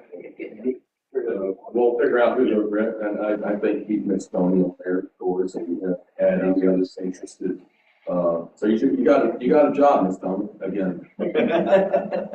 non-paid. I love it. Hey, we're paid $1 a year, so. Yeah, this may not be the perfect time, but, Ms. Tony, you've done some great work, very impressed. Those adoptions, wow. But you got my attention on something. You need a scale at the animal shelter. I think that's the least that the city can offer. Ms. Dowd, It will happen. thank you very much. Thank you. And anything else that we need, and these are needs, these are not wants, these are needs, please, as a member of the committee that has a job again, please consult with others that spoke tonight and come up with ideas, and others that spoke tonight, you may have a job too. Okay. Anything else on this agenda item before we move on? Okay, letter G, discussion and possible creation of an infrastructure advisory committee, also requested by me. Okay, again, those who have volunteered already to be on different committees and such, this is going to be one. Citizens, we need people to volunteer for this. This is all of these are serious. This is going to be very busy as well. With all the infrastructure work we have going on, and y'all are going to be able to speak to us and to the staff, the city staff on advising us what steps to take. There's no way 5 of us up here have all the answers. Absolutely no way. There's no way Ms. Dowden have all the answers. No way. I think it says in Proverbs, when there is a lot of wise counsel, then wisdom prevails in a city or in a society. So I'd like to create such a committee. I will move the creation of an infrastructure advisory committee. Second. And I have a second from Mayor Pro Tem, and we are on discussion. Well, as the maker of the motion, I believe it's vital that we have such a committee. Again, no pay. It'll be a lot of work for no pay. So the question. Yes, sir. On the committee, okay, so is there a committee that is over public works? Or is there not? Just because I don't know what all the committees are, and there's no way everybody's gonna know everything. Right, no, so there's not. So there's nothing that guides them, but we do have one over buildings and so forth. We have several on that one. Right. Yeah, we should have had one all along. Right. Yeah, and what this committee, who it will consist of and how it will be formed, you know, maybe have it where Bud can nominate someone. That's how it is on most of the other committees. Yeah. And Need to be representative of all the boards. Yeah. right, maybe an at-large one, that'd be here, so the mayor nomination, and get these folks busy. We got some passionate people in this city about infrastructure, and rightfully so. So give them an outlet to, and that's a great, just in this meeting tonight, some great ideas on a different way. So, is there any more discussion on this?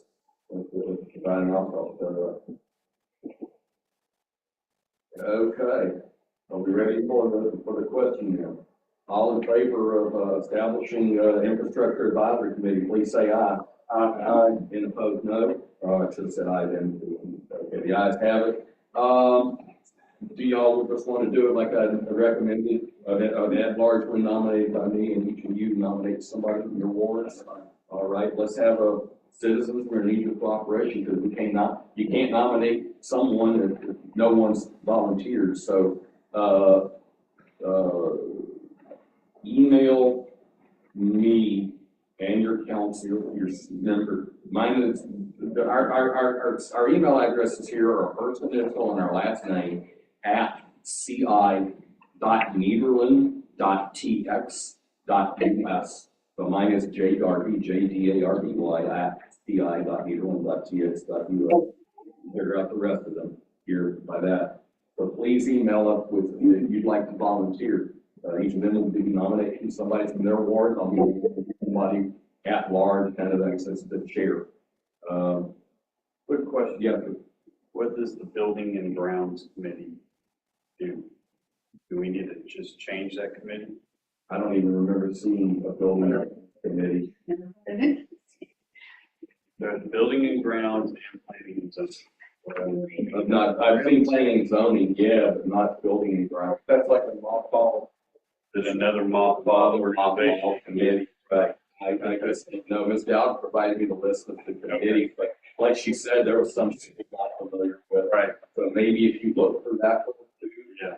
Cheryl, and, when we, in our meeting in 2 weeks, we can have, or by that meeting in 2 weeks, we can have nominees and so forth. Yeah.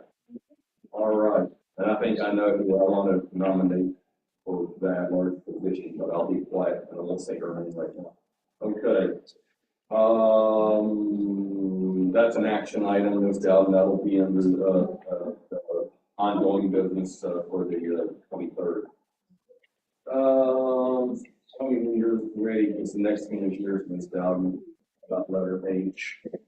I'll wait till you see what you can notice. You ready? Okay. Everybody can read what letter H is instead of reading the whole thing. Ms. Dowden, I'll let you summarize it. This is for discussion and action to approve the final payment and release of retainage for the Tex Ritter Park lighting project. I'm gonna give you a little history. This has been going on for years. I have Toby Latcholis is here with Parks Director, but I'll just go through the history. If you have any questions, he or I may be able to answer them. This began in 21-22 fiscal year, so a very long time ago. It was authorized to be bid as the Tex Ritter Park lighting project. Natchez Engineers completed the design work, and the project was actually bid in 2022. At the council meeting in November 14th, 22, the engineer recommended rejecting the sole bid because it was not within a reasonable cost for the scope of work. It was later determined that his bid was submitted with errors, and then it was because it increased the bid pricing. And then at the August 28th, 23 meeting, the city council met with their project engineer, and the former parks director had discussed alternative approaches and recommended revising the scope of work to include additional lighting provided internally along the western perimeter, and then rebid the work. The scope of the work included 3 light poles, similar to the ones that are at Dornball's Park, and some LED fixtures. Skip over some of this. Bids were opened on January the 10th of 2024, with 4 bids received. Project engineer recommended awarding the project to the lowest responsible bidder, Gulf Coast Electric Company, in the amount of $57,900 with 120 calendar days for completion. In June of 2024, a change order was requested for additional trench and wire with additional receptacles in the amount of $5,250. Following the change order, the contract price is $63,150. The work was completed last summer, according to Mr. Ladiolas. However, he was unable to contact the project engineer. He had transitioned to a new engineering firm. So between last summer and now, we are at June. And so finally, after several months, they did contact the project engineer with his new firm, and he certified the work was complete in accordance with the documents. Attached is the final payment in the amount of $63,150 that shall be paid first via the hotel motel fund and the Parks Department budget. I've divided it up based on what the requirements or the initial funding was going to be. $45,900 out of hotel motel, and then $17,250 from the Parks Department budget. The project engineer and Parks Director recommend approval of this item. Naturally, you have anything to add? This guy pretty much said everything, and, the contractors were trying to. If you go back to your speaker, sorry, yeah, that's okay, that's all right. I was just saying that I was unaware that there was an issue between the contractor and the engineer, and that they were not communicating until probably December, when the contractors reached out to me to say, we haven't been able to get in touch, and that's when this kind of, grew some legs and really started getting on, so. But the work, as far as I'm concerned, has been done satisfactorily, and everything needs to be checked out and done well, so, we're pleased. Thank you. I'll make a motion to make the payment. Can I make one comment, just to kind of bring this full circle? Yes. It was maybe a couple months ago, the council asked me to write a demand letter, when they weren't being responsive. That's when we discovered that Natus Engineering is no longer in business. And, we found that engineer at another firm. He apologized for basically overlooking it, stepped up and stopped it. So the demand letter did not happen to be really pursued much longer than that. The company wasn't there, but he did respond. Okay. And Mr. Duplanty, Councilmember Duplanty, you Make a motion to, finalize the payment for this project. Yeah, I'll second. We have a motion and second to pay that bill. Any discussion? I have a question. Yes, sir. On this bill, on the application and certificate of payment, does the city of Nederland have to sign this actual application and certificate? And if so, where do we sign off on this?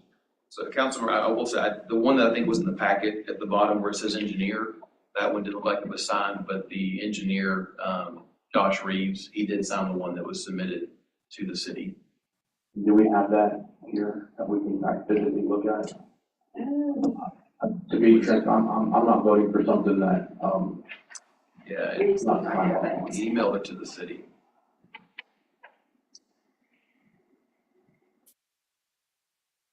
I know in the grand scheme of things, it might seem petty, but it's how I feel about it, we need to be consistent.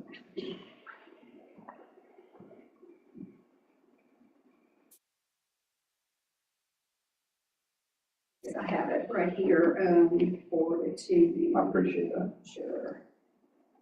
You can send it to all of us. Yeah, that'd be great. I'd just like to make the point that I trust that you did already done. It has nothing to do with That's our us, it job. has everything to do with being consistent and to our, Consistently with her.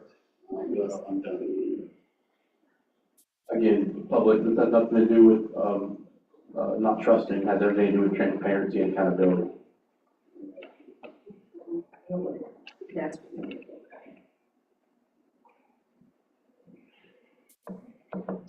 will say it's a great improvement though from the years before when, Angela was worried about, the Christmas tree lighting or not. So, there's a lot of fingers crossed and duct tape and electrical tape and extension cords, so big improvement for the park. So,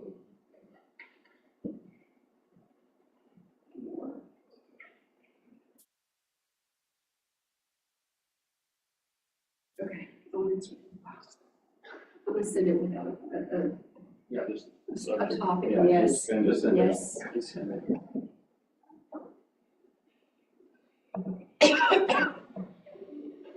And what you'll look for, that application and certificate for payment in the bottom right, that's where it's signed by Josh Reeves. Great. Thank you. Yeah, I have that now. Satisfied, council, Mayor Pro Tem? Yes, sir. All right. Any other discussion on this topic? I'd just like the citizens that are here or watching online, we did receive a document that was signed by this Mr. Reed. All right. Hearing no other discussion, all in favor of the motion, please say aye. Aye. Opposed, no. The ayes have it. Pay the bill. Okay, letter I, discussion and possible action to approve the replat request regarding tract, I guess that's Roman numeral 1, or is that an I? I don't know. -C-A, block 2 of Hillcrest Terrace Edition. Ms. Dowd? Yes, sir. I've attached copies of draft minutes from the May 13th, 2020 Planning and Zoning Commission meeting and the replat request for tract 1-C-A, block 2 of Hillcrest Terrace Edition. Also is attached a memorandum from the building official providing background to the P&Z Commission members. The replat was requested by the owners Guadalupe Garcia and Christopher Collier. According to the draft minutes of the P&Z May 13, 2025 meeting, the commission voted to deny the replat request due to the remaining strip of land not meeting the minimum standards for a buildable lot. The chief building official concurs with the recommendation to deny the replat request. Wheelers here. Yes, the original lot was 67 foot by 110. And, the Mr. Garcia wants to decrease the lot to 55 foot wide by 110 to leave a 12-foot strip of land so he can sell the new 55 foot by 110 lot and let the remaining 12 foot just remain as a separate strip of land. The replat shows the 10 foot of the 12-foot strip of land is easement. And like with all other easements, the underlying land is still the property owner. So there is some legal issues between this 12 foot between him and the neighbor. So what he's wanting to do is carve out 55 foot of the 67 foot so he can sell that and maybe just leave the 12-foot strip until maybe these legal issues are taken care of. But looking at the bigger picture, we just can't approve a replat that carves out and leaves the strip of land as 12 foot that don't meet none of our minimum standards. So therefore, after a lengthy discussion, the planning and zoning took action on to send a recommendation to the city council to deny the replat due to the remaining strip not meeting the minimum standards for a buildable lot. All voted aye. Is there any questions? Kind of hard to see it. And I don't know if Mr. Garcia is here. If he's here, he may. Does the chairman of the committee, Mr. Watchus, have anything to add? No, the strip of land. Get up to the podium, would you? Get a speak, Mr. Watchus. Capture the microphone.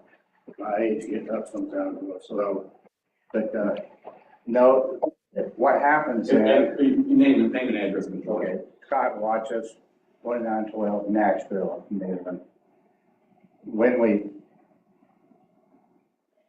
what do you call the section on the back end, George? It's easement.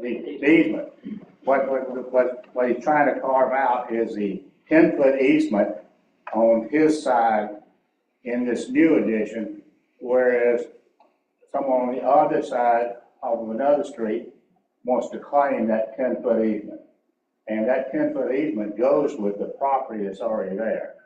So I don't see how, and this is a legal question, how you can end up with a 10-foot, and he actually has to have 2 more feet, 12-foot, that's where they put a fence, by 12 by what, George?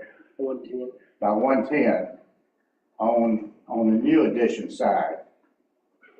Somebody's gonna end up, you know, how are you gonna do that and replat it? So, that's our issue. And if we replat it, then we will have to take exception when they try to, whoever gets the property, to build on it, because it will not meet our minimum standards in. Does any member of council have any questions? Okay, do either of you gentlemen have anything to add on this agenda item? No, sir, not unless anybody from the audience. Right. Anyone in the audience have a comment to make? Mr. Simon, I see y'all are on the minutes, so do y'all have anything y'all wanted to add on this, or? I appreciate the chance, but not really. I think y'all have addressed it adequately. Of course, the Simons claim to own this strip. We think it would create problems. We did talk with Mr. Garcia just before the meeting, and he's agreed to grant the Simons that strip and resolve the dispute. So maybe we can come back at some point when it's proper and bring a good reply to y'all. Thank you. Thank y'all. Thank you. And we have a question legally, if we can carve out that section. Because it's on the easement on the new addition side, whereas the people that are using it right now are on another street. Well, I think that's something we could look at, but if it's gonna be resolved, he's gonna grant that, then I think probably makes that issue moot for now. But I haven't seen if there's actually a document setting forth an easement or what terms that actually is.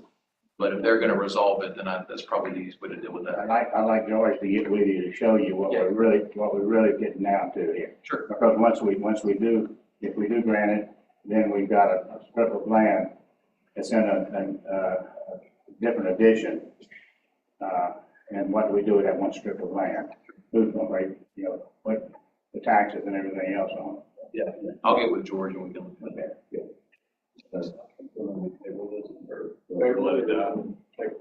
Well, I mean, based on recommendation of planning and zoning, I'll make a motion to deny the request. We basically go along with what the planning and zoning has recommended. We have a motion to. I want 12-foot parcels, I'm executive. What they'll have to do is, if it's settled, then it'd have to be a replat. Simons will have to do, and Mr. Garcia. Okay, so we have a motion and a second to accept the recommendation of planning and zoning on that particular item. Any discussion?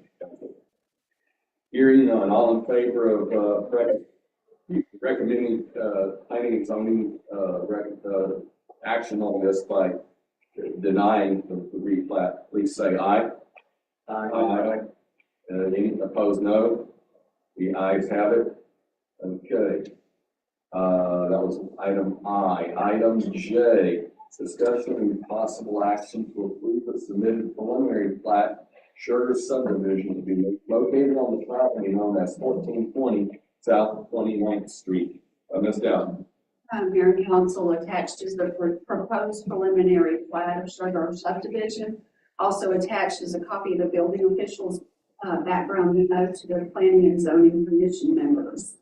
The proposed plat includes the following deviations from the minimum standards required in the subdivision ordinance. The ordinance requires a 60-foot minimum width for the street right-of-way, and the plat shows a 50-foot street right-of-way. Also, the front yard setbacks for lots 6, 7, 8, and 9 show a 15 foot from the minimum 20 foot. On May 13th, 2025, the Planning and Zoning Commission voted to recommend the City Council approval of the preliminary plat request for Sugar subdivision with the requirement that a homeowner association be created for ownership for the detention ponds with bylaws prescribing the perpetual maintenance of the detention ponds by the association.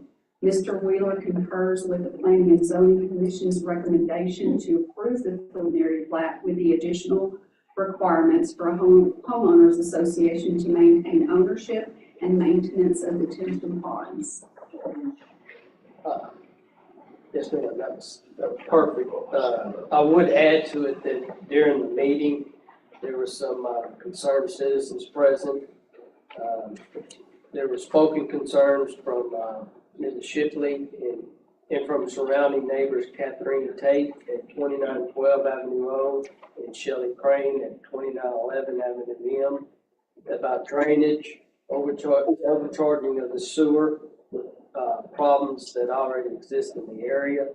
The developer surveyor, Scott Bracken, spoke briefly about the concerns, and the developer spoke stating that he understands their concerns and will take into account their concerns. And I explained to the board that a preliminary plat is only covering just a basic layout. The lot sizes, right-of-way width, easement sizes, and stuff like that. So it's just approving that, and it basically is, if it's approved, it's giving the developer the go-ahead to start spending money, draw up the construction plans, submit the construction plans to the city staff for review, and then to submit a final plat to the planning and zoning, and then they go back to the city council to approve the final plat. After we approve the final plat, the final plat is held by the city for recording, and then the construction can begin.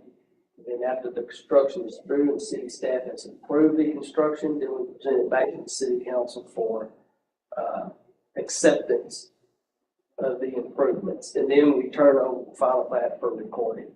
Then they can start selling lots. So the preliminary plat is the first stage of this.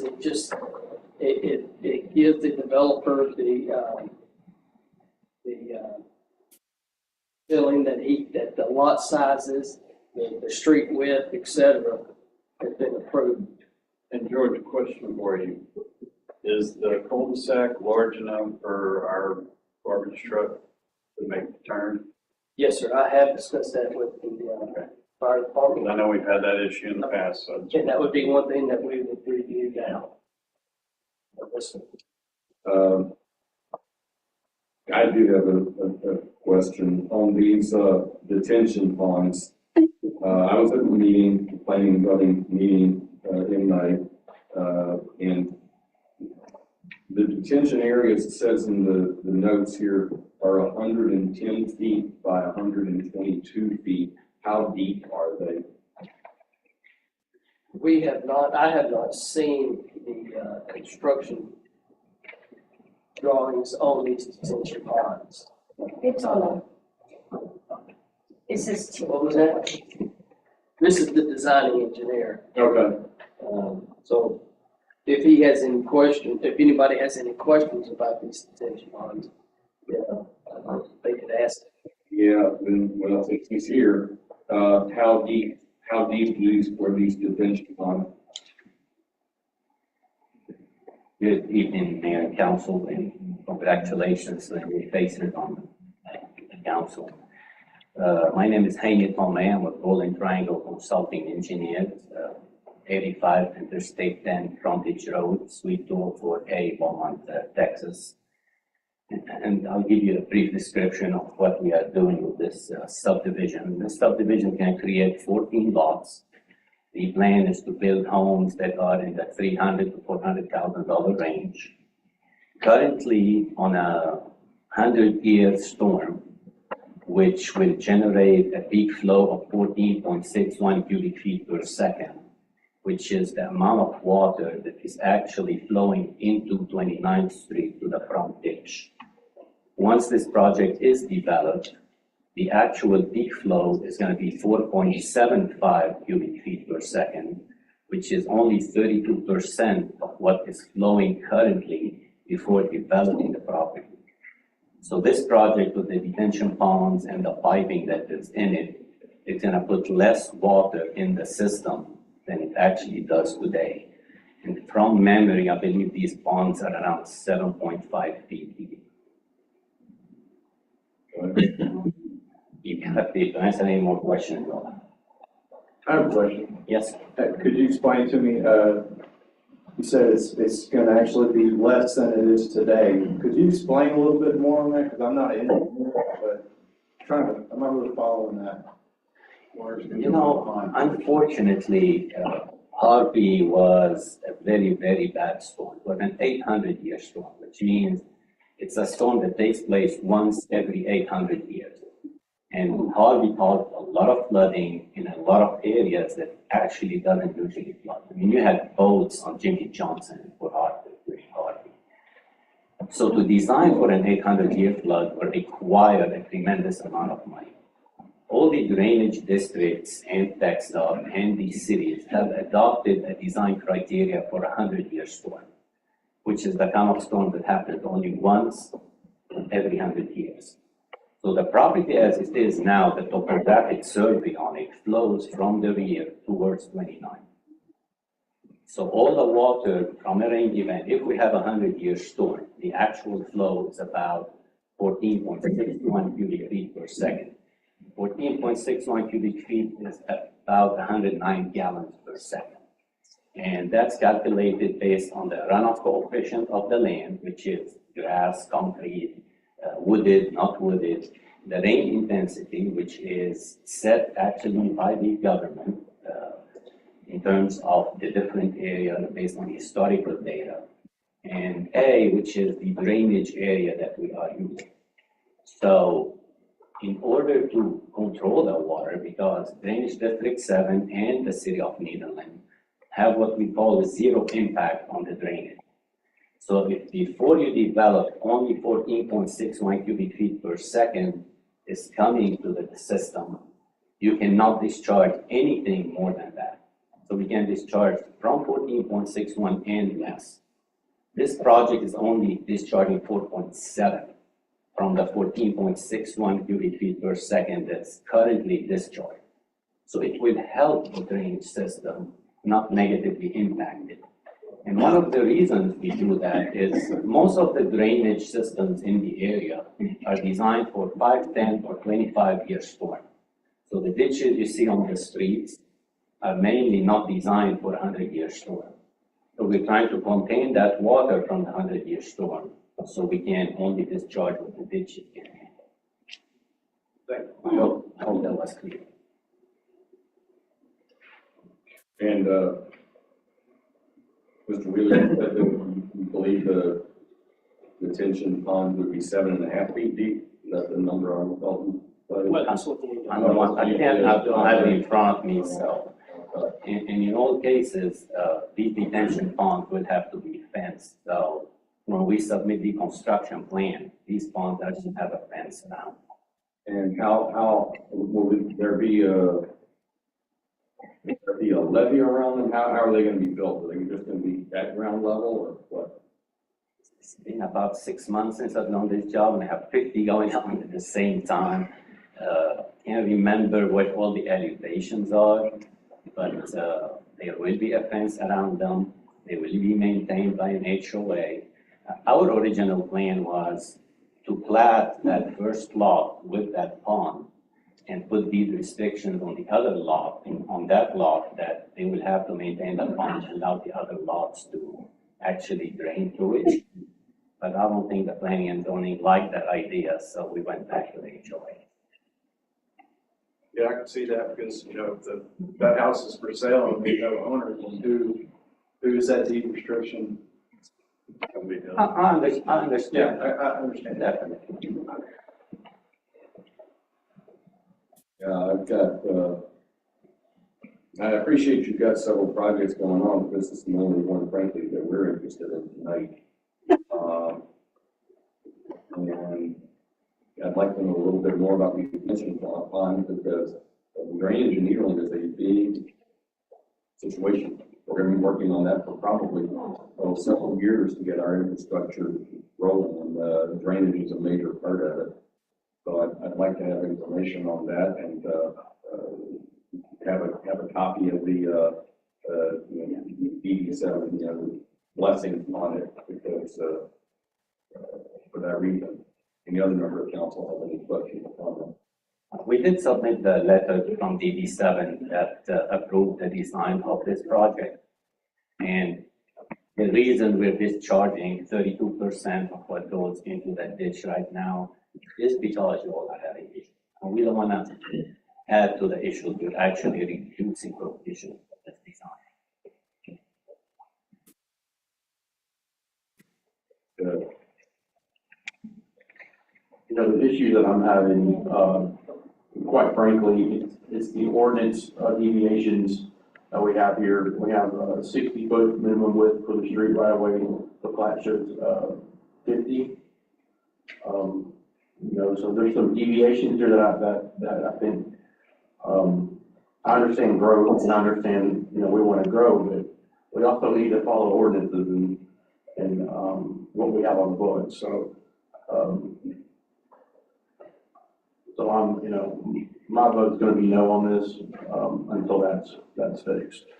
One of the reasons we did the 50-foot right away is to reduce the amount of concrete to keep that flow going into the system low.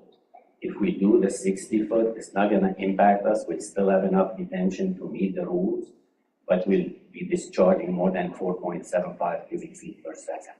So that's one of the reasons why that was done. And the second reason is that 10 feet would add 5 foot to every lot, which is what actually the city collects taxes on and not the right of way. Yes, I'm going to answer your question. You asked me what type of pond it would be. Yeah. Give you a subgrade just like Hillcrest Elementary. Yeah. It'll probably be even better maintained too, just saying. I'll open it up to the citizens now. Any citizens would like to say anything, make comments? Yes, Joey Shipley, 8765 Holmes Road. I also have an interest in a piece of property near this area. This is, for those of you that aren't real familiar, go down Avenue H, pass up Dornbos, pass up Hillcrest, go past the Harris Forest awning that's fallen in that we've not kept up with the codes over there. And when you get to 29th Street, you turn left to go down to Central Mall area. And currently, that street was originally zoned very massive tracks on the right-hand side. And on that, and I apologize, I had it pulled up, on that area, on South 29th Street, there is a new cul-de-sac that was just built behind Keeley Jardell School of Dance. But prior to that, there is a street with a cul-de-sac, Avenue J, skip a big lot, Avenue L, then Avenue M, then skip a lot, which we're talking about now, and then Avenue O. So there's 4 established, long, skinny cul-de-sacs on that street. I would represent to you, they're very nice. They're an older neighborhood. However, they are curved. Not guttered, just curved. There's no gutter anywhere. All 4 of those streets use the street as the ditch. The land runs to the low-down street, fills up the street, and the street is supposed to be sloped to 29th Street. That was the original design. Problem is, we built 29th Street up 3 feet. So now to get the water off of the little side street onto 29th Street, we dug these little sideways troughs like you do next to your garage maybe to get to your own driveway. Those little things are draining those entire streets into 29th Street. On top of that, 29th Street at Avenue, between M and O, they've got 3 or 4 new constructions there where they have taken completely completely pervious land and turned it into impervious land. So you know that causes runoff. We've seen that, for example, on Avenue C and 20th Street, where there's now all the concrete. This plan, when it was blown up at the meeting, and my first comment is, I don't know who's taking the minutes at the meetings, but I would like to see the committees that are in existence get some appropriate training to do that to help us submit good minutes. Because all it says is I made a comment. I made about a 20-minute presentation, which you're not gonna let me go that long tonight, and I'm not gonna ask to, but we need to get the minutes training done. On the plans that were legible, which I don't see us set here, But those ponds are 10 feet deep. And they're also on a lot that is 121 feet by 110 feet. And yet the math they've used to calculate the capacity of the pond is 120 by 110. Guys, you can't dig the pond all the way to the property line. You gotta have a little room. And unlike Hillcrest, because a detention pond can only be as deep as your discharge. It's like a bathtub. You don't make your bathtub 4 feet below your drain. It won't drain. It'll be a retention pond, not a detention pond. So the lowest spot in your detention pond has to be the level of your ditch. Here in Nederland, that's about 3 feet. These are not 7.5 feet deep, they're 10 feet deep. That means in order to accomplish the 10 feet, they have to build a 7 to 8 foot berm all the way around the pond, a little hill, like every little boy with a bicycle in Nederland would love to go play on, but it's probably not conducive to the aesthetics of your neighborhood. Also, because of the funny math, we're not creating the capacity. The capacity for these ponds on the real plans and the coefficients, I don't have time to go over it with you, be happy to meet with any of you and show it to you, but it won't hold the capacity because the mathematics used were 120 by 110 by 10 feet. Now to make it 10 feet, that means you gotta build a higher berm so that it'll hold it.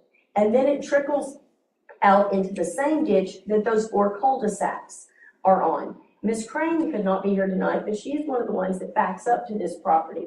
And she, in fact, is on Avenue M. And she can't get out of her driveway in a car when it rains, like the 2 inches we had a week ago.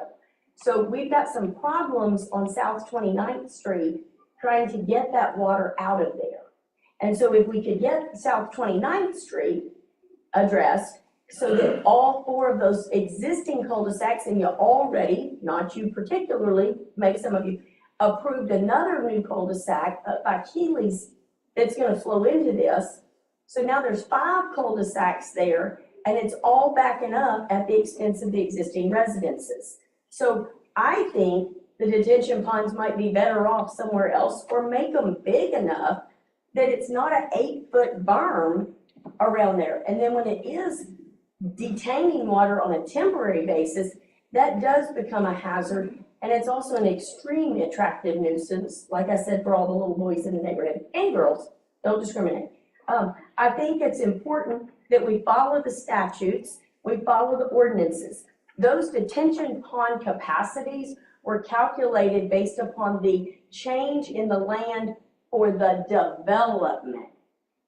It doesn't take into account that you're then going to take each lot and cover 60%. You know, in the R1 zones, that's all you can cover of the land is 60%, not 77 or 80. You can only cover 60% of each lot.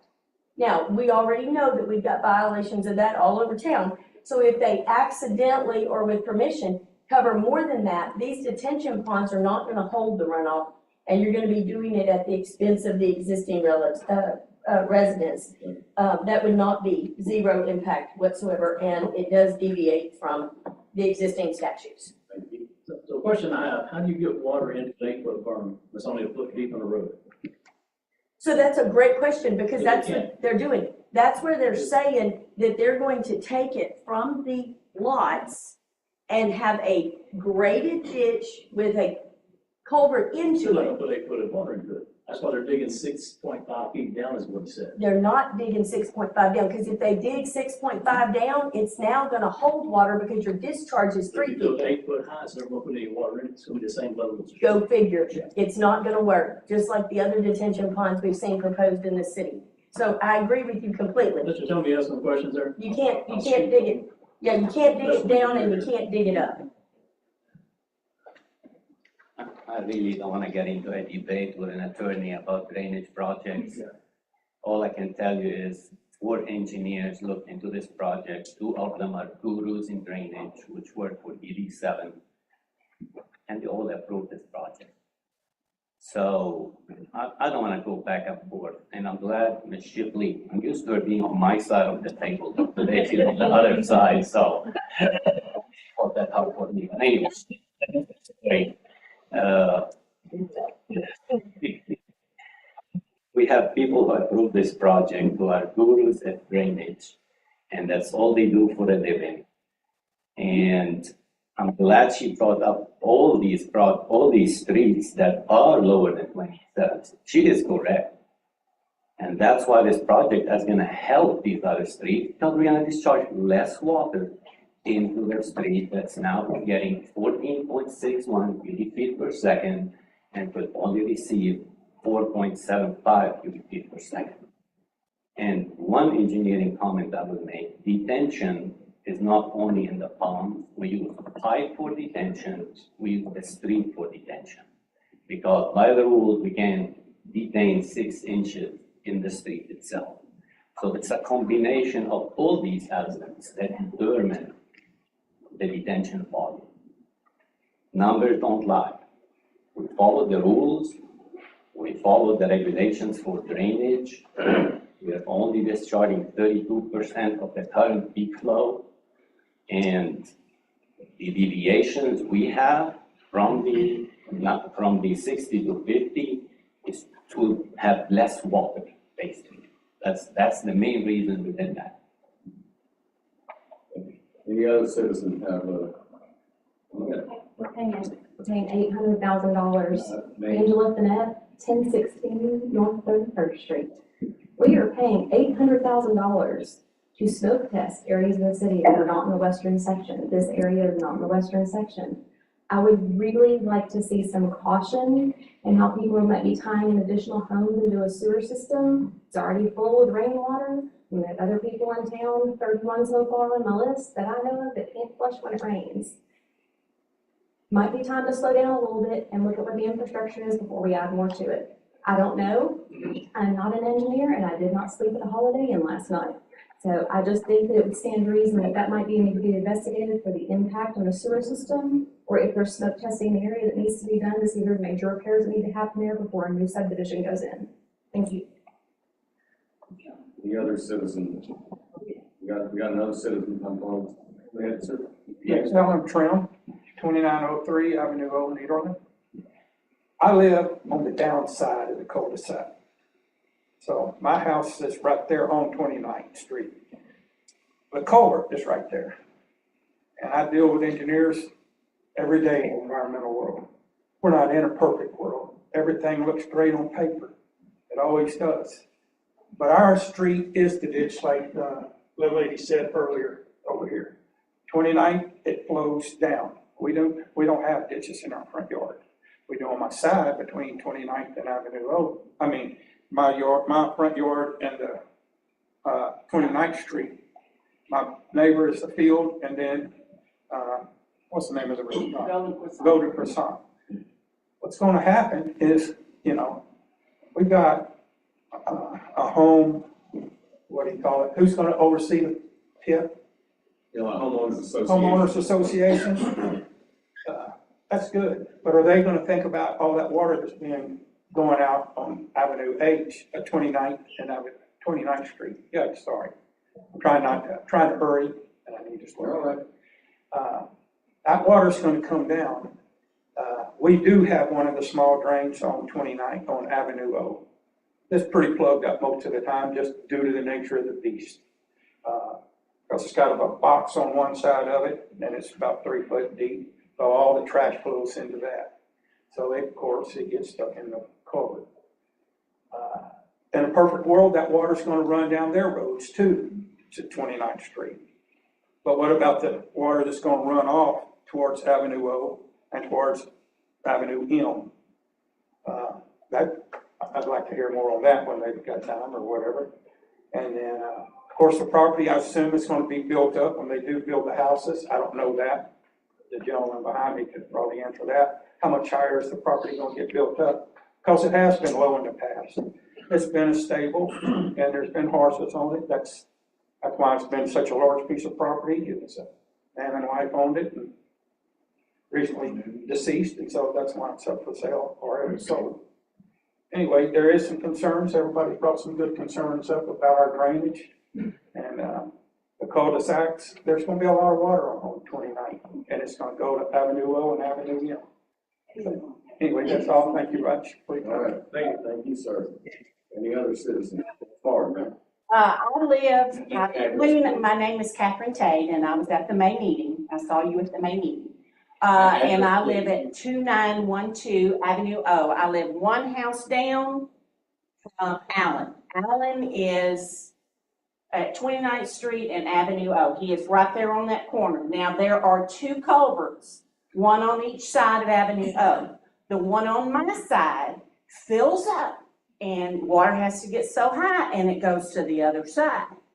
There is no kind of cover or whatever on that side.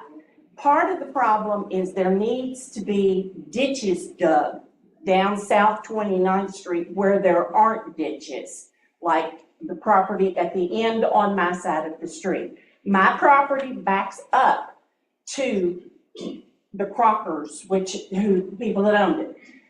My fear is not the water going down their street. It's the water coming from when they build up the lots, and all that water has got to come somewhere, and it's going to come my way. So, because it says, oh yeah, 60% of the lots will be covered with concrete, till you put in an extra driveway or a pool or whatever. And that water's got to go somewhere. And the 100-year, 500-year, whatever flood, tell that to people in Bevel Oaks, okay? Or the people that were flooded in Imelda right after Harvey. You need to prepare ahead of time. And all of this ditch digging and stuff should have all been done during the winter time because we're in hurricane season. And we don't know what we're going to end up with. It's unpredictable. So, I mean, I'm just putting in my 2 cents. I'm a homeowner. I'm a widow. I've just gotten back in my house.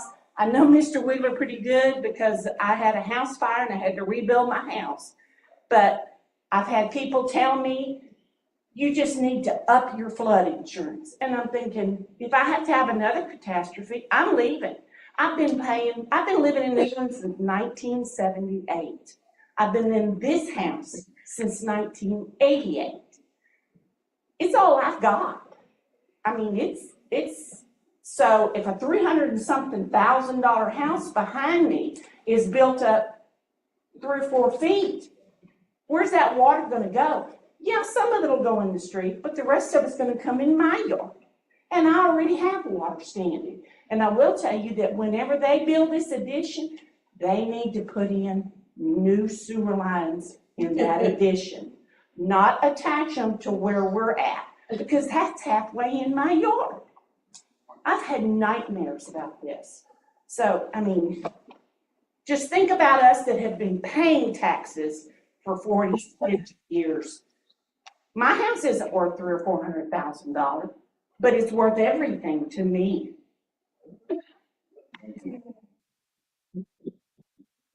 Any other citizen have anything to bring? Well, you're not a citizen here before we're talking about it, so.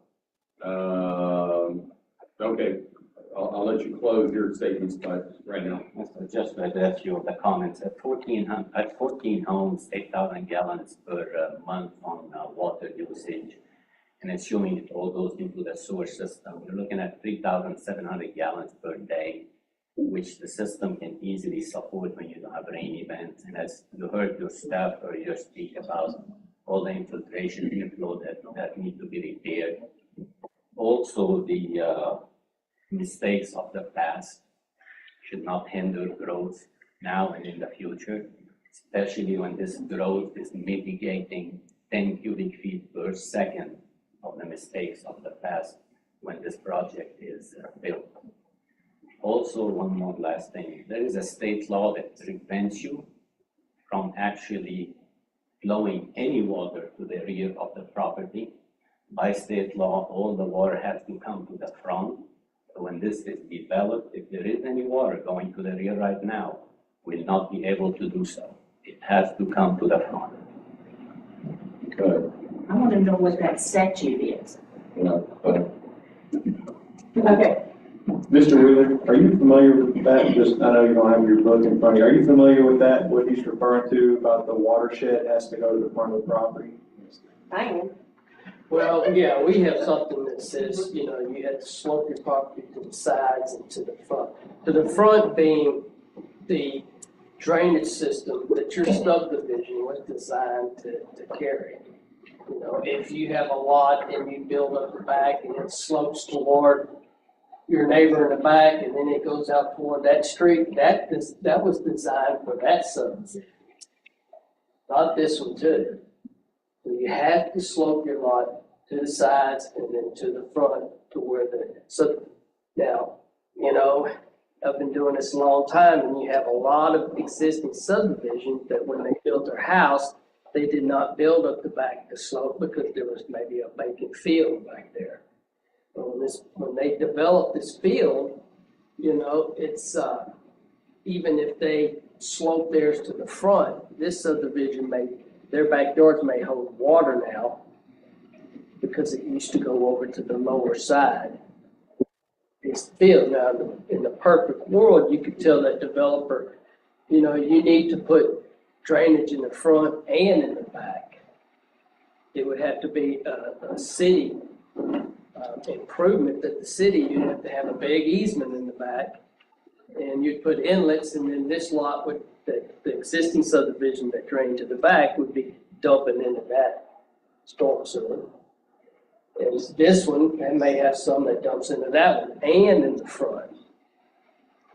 But, you know, that's a lot of money to add a storm sewer in the back and in the front. Thank you, Mr. Williams. One second, Ms. Shipley, the name of the law, the chapter and the section, that's, It's out of the watershed flow. I can get it to you and email it to you tonight. thank you. But I would also, okay. Thank you. Go ahead, sir. My name is, You're three, I gave you about 4.5 to 5. Go ahead, sir. my name is Fahim Hussain Khwaja. I am a citizen of Netherlands, but also I happen to be the developer for this subdivision. A name and address, please. I live on 2307 Avenue and Netherlands, Texas. I would like to summarize whatever my engineer, Dr. Hani, has said in his technical terms in a plain and simple language. This project brings prosperity and brings new homes, which we are already in short. The whole state of Texas is in short of housings, and we are trying to develop more houses, which is required of the need. I will answer a few questions that some of the council members have raised. One of the questions you initially asked that how right now currently we are having more water being dumped into the system from this property, and how after development it will be less. Dr. Hani already said in technical terms, but in plain simple words, the way how I understood it is currently there is no system that is holding any water that is being drawn from that property. That is a 5-acre lot. Whatever water is flowing from there or being able to flow is being dumped into the system right away after the rain or during the rain. After our development, we are building a system which is called detention pond, will retain the water flow from that property, from our property, and it might retain some water from the neighboring properties as well, which will come into our system, and we will retain it until the city is not being loaded by the rain, and when it's the proper time, our system will dump the water into the system. So that's how it's being helpful for the city, because right now it's dumping all the water right away during the rain, but after our development, we will be holding that water until city is done with its load, and when city can take our water, we will dump the water into the city. This is how our system is helping the city from the current situation to the after developed situation. One more question we had from another gentleman here was regarding those deviations that we are having right now. Those deviations are going to help us in mitigate the same situation that we are in right now. We are not creating those deviations to benefit us, to increase the size of the lot. No, sir. We don't need those deviations to increase the size of our lots. We have plenty of the land to do that. We are going for those deviation in order to mitigate the water flow into the system. If we add those carpets, those concrete 10 feet easements or 20 feet easements, we don't take those 5 foot easements into the deviation, that will add more water to the system. We are trying to avoid that. We're trying to reduce the effect of the water flow into the system by adopting those deviation from the ordinances. The last point I would like to add is that we constantly need the development. We need the housing, we need the development. There is no statute that has been brought to the city of Nederland that we, hey, until we fix our drainage, until we fix our windstorm, we are not going to allow any development in the city of Nederland.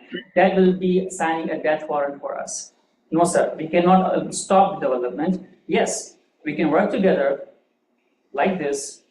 We can bring our reservations and make the developments that benefit not only us, the developers, the city, and at large, the general population. I will rest. Thank you. Mr. Wheeler, have you been in contact with Public Works about the flow into the sewer and the drainage and all of that? Well, I talked to the public works director and told him, I was concerned about the sewer in that area, this overcharging it, and he was gonna look up and see if we had any calls in that area. Yeah. On sewer. Yeah. Yeah. I mean, I don't know. 3519 is 3 blocks. Got a lot of reports of sewer issues in that area. Well, and the thing is the ground that property is, water soaks in. It doesn't soak in concrete. But the sewer issues, there's manhole problems, major manhole problems right off Hill Terrace, which is the back door of this street. Yes. Your sewer system is your drainage system right now. I think the city would have to look at it more. Okay, thank you to everyone who spoke. We need a motion and a second on how to proceed on this, so if anyone would like to move on, either to accept the report of planning and zoning or reject the report of planning and zoning. You vote a motion and a second either way. I move to reject this. Yes, I'll second it. Okay, we have any discussion on the rejection of the planning and zoning? Okay, I hear no discussion on that. I'd like to say my motion is to the mediations. Reject this based on mediations. I second as well, just to the deviations. I want to deviate from required minimum standards. I mean, I don't know, I'm not interested in that right now. All right.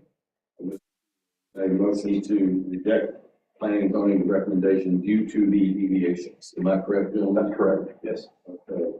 If you're in favor of the motion to reject the planning and zoning preliminary request for preliminary plat, please say aye.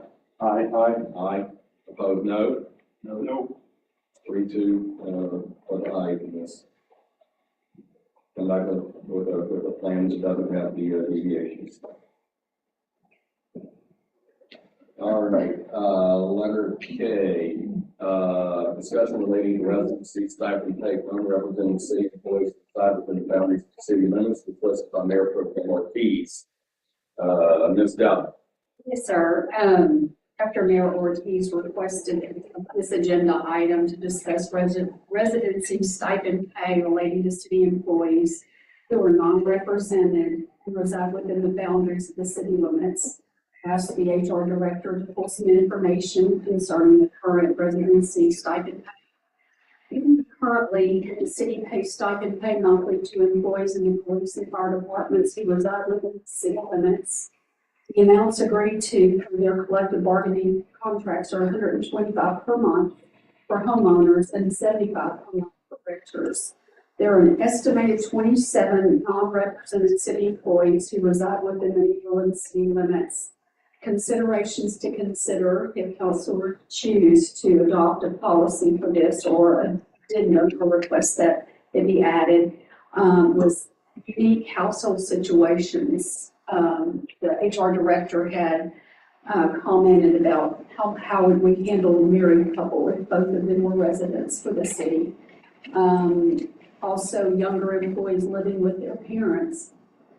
And also the third thing that she pointed out that we needed to make sure of if we did go with this is that there are current public safety workers living that have Nederland addresses, but that is not within city limits. So these are just some things that she had mentioned just for discussion. Currently, the city pays approximately $24,300 per year for residency stipends for the police and fire department. Ms. Dowling, did she say of the 27, how many are homeowners versus renters? I have that information, but not with me there. I can get that to you tomorrow, because I do have a report, I just don't have it handy with me. Okay. Or we're homeowners, but to be exact, I'll get that to you. Okay. Well, thank you. Mayor Pro Tem, this was your agenda item, so. Thank you, Mayor. My thought process on this was just, you know, we do it for one, why not for all? And it looks like, you know, there's not that many more that's non-represented, and, you know, other cities do this across the state for non-union employees, and I thought, you know, what a great morale booster for our employees, and it will help, you know, trying to get employees who are living outside the city to come rent a home here in Nederland and buy a house here in Nederland.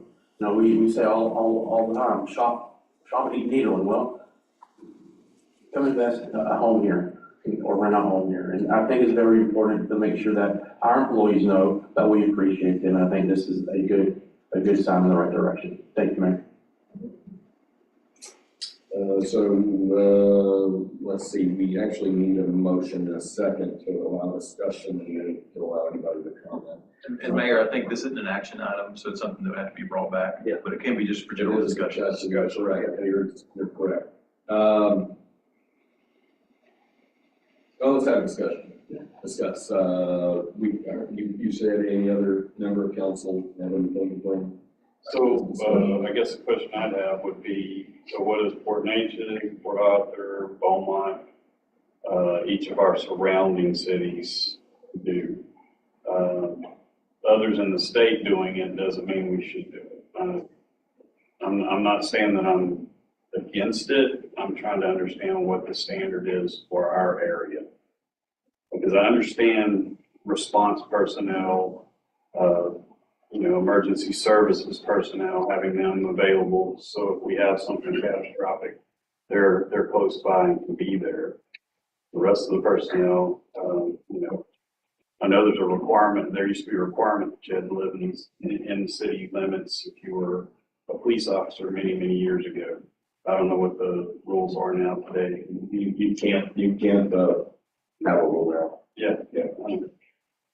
I mean, if you can have an encouragement, but not a rule. Right. Go ahead, I'm sorry. even if you had all 27 employees and they all lived in Nederland, at that rate right there at 125, you're talking 40,500. Yeah. Not a big dollar. And if some are apartments and some are out, then if they're outside the city limit, then there's no sign.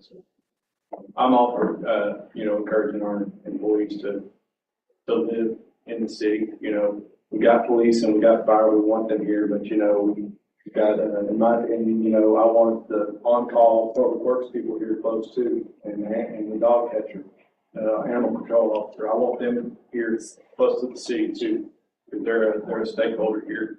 I'd like to know more about how many exactly do we have that are not currently getting that do live in the city versus not.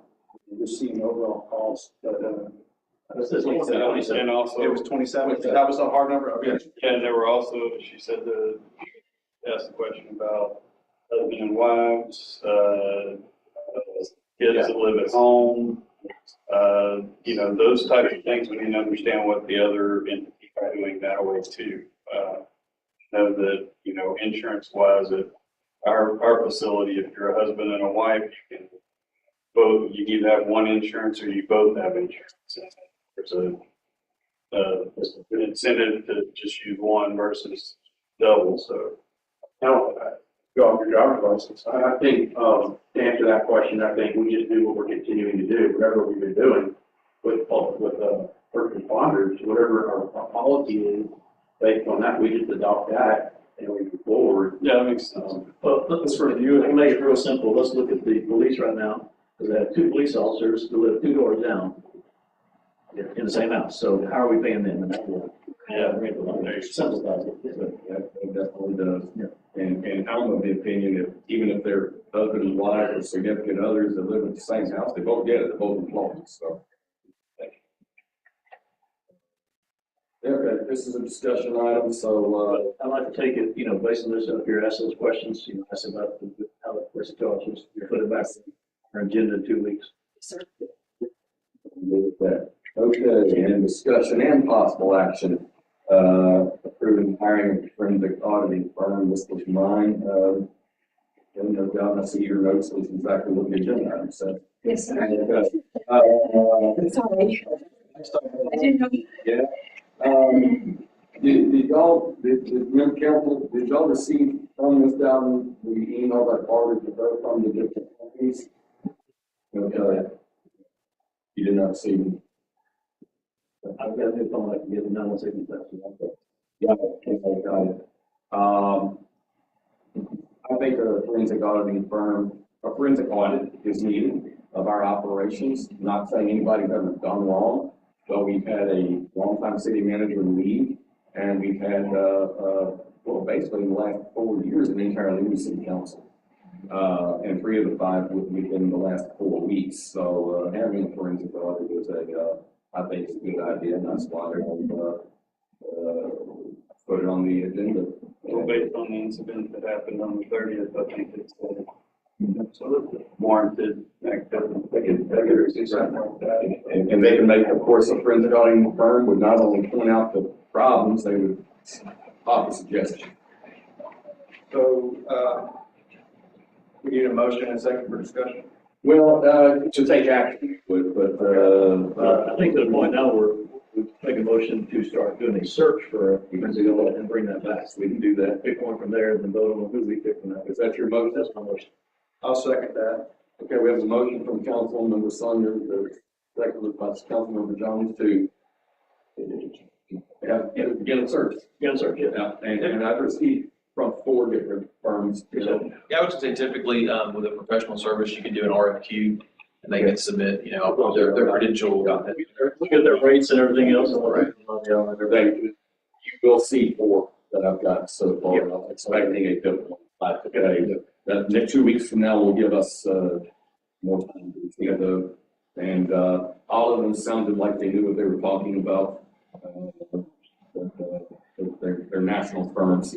None of them has anyone in that area, so you wouldn't have, oh yeah, that's my Uncle Jim. None of that. But these are all nationwide, and the closest they are is East Michigan. So I have a motion and a second to begin the search. Any further discussion? Any citizen have anything to bring up on that item? Hearing none. All in favor of the motion, please say aye. Aye. Opposed, no. The ayes have it. All right. Number 5, executive session. City council will announce that it will go into executive session. So, chapter 554 of the General Government Code. We discussed that, because that's specifically listed on the agenda, all as authorized by law. First, personnel, Texas Government Code, chapter 551.074. Discuss personnel of police chief candidates and deliberations regarding candidates in certain process with the managers. And the second, let's see. That's 202 more. Deliberations about real property, Texas Government Code, chapter 551.072, 1308 Boston Avenue, and then consultation with attorney, Texas Government Code, chapter 551 regarding matters pending, contemplated litigation and settlement offer or on matters of the attorney to the governmental body under the Texas disciplinary rules of professional conduct of the state bar of Texas. place, which chapter 551 of the Texas Government Code, including but not limited to 1308 Boston Avenue. It is 8:44 p.m. We are going to executive session. I have no idea how long it will take.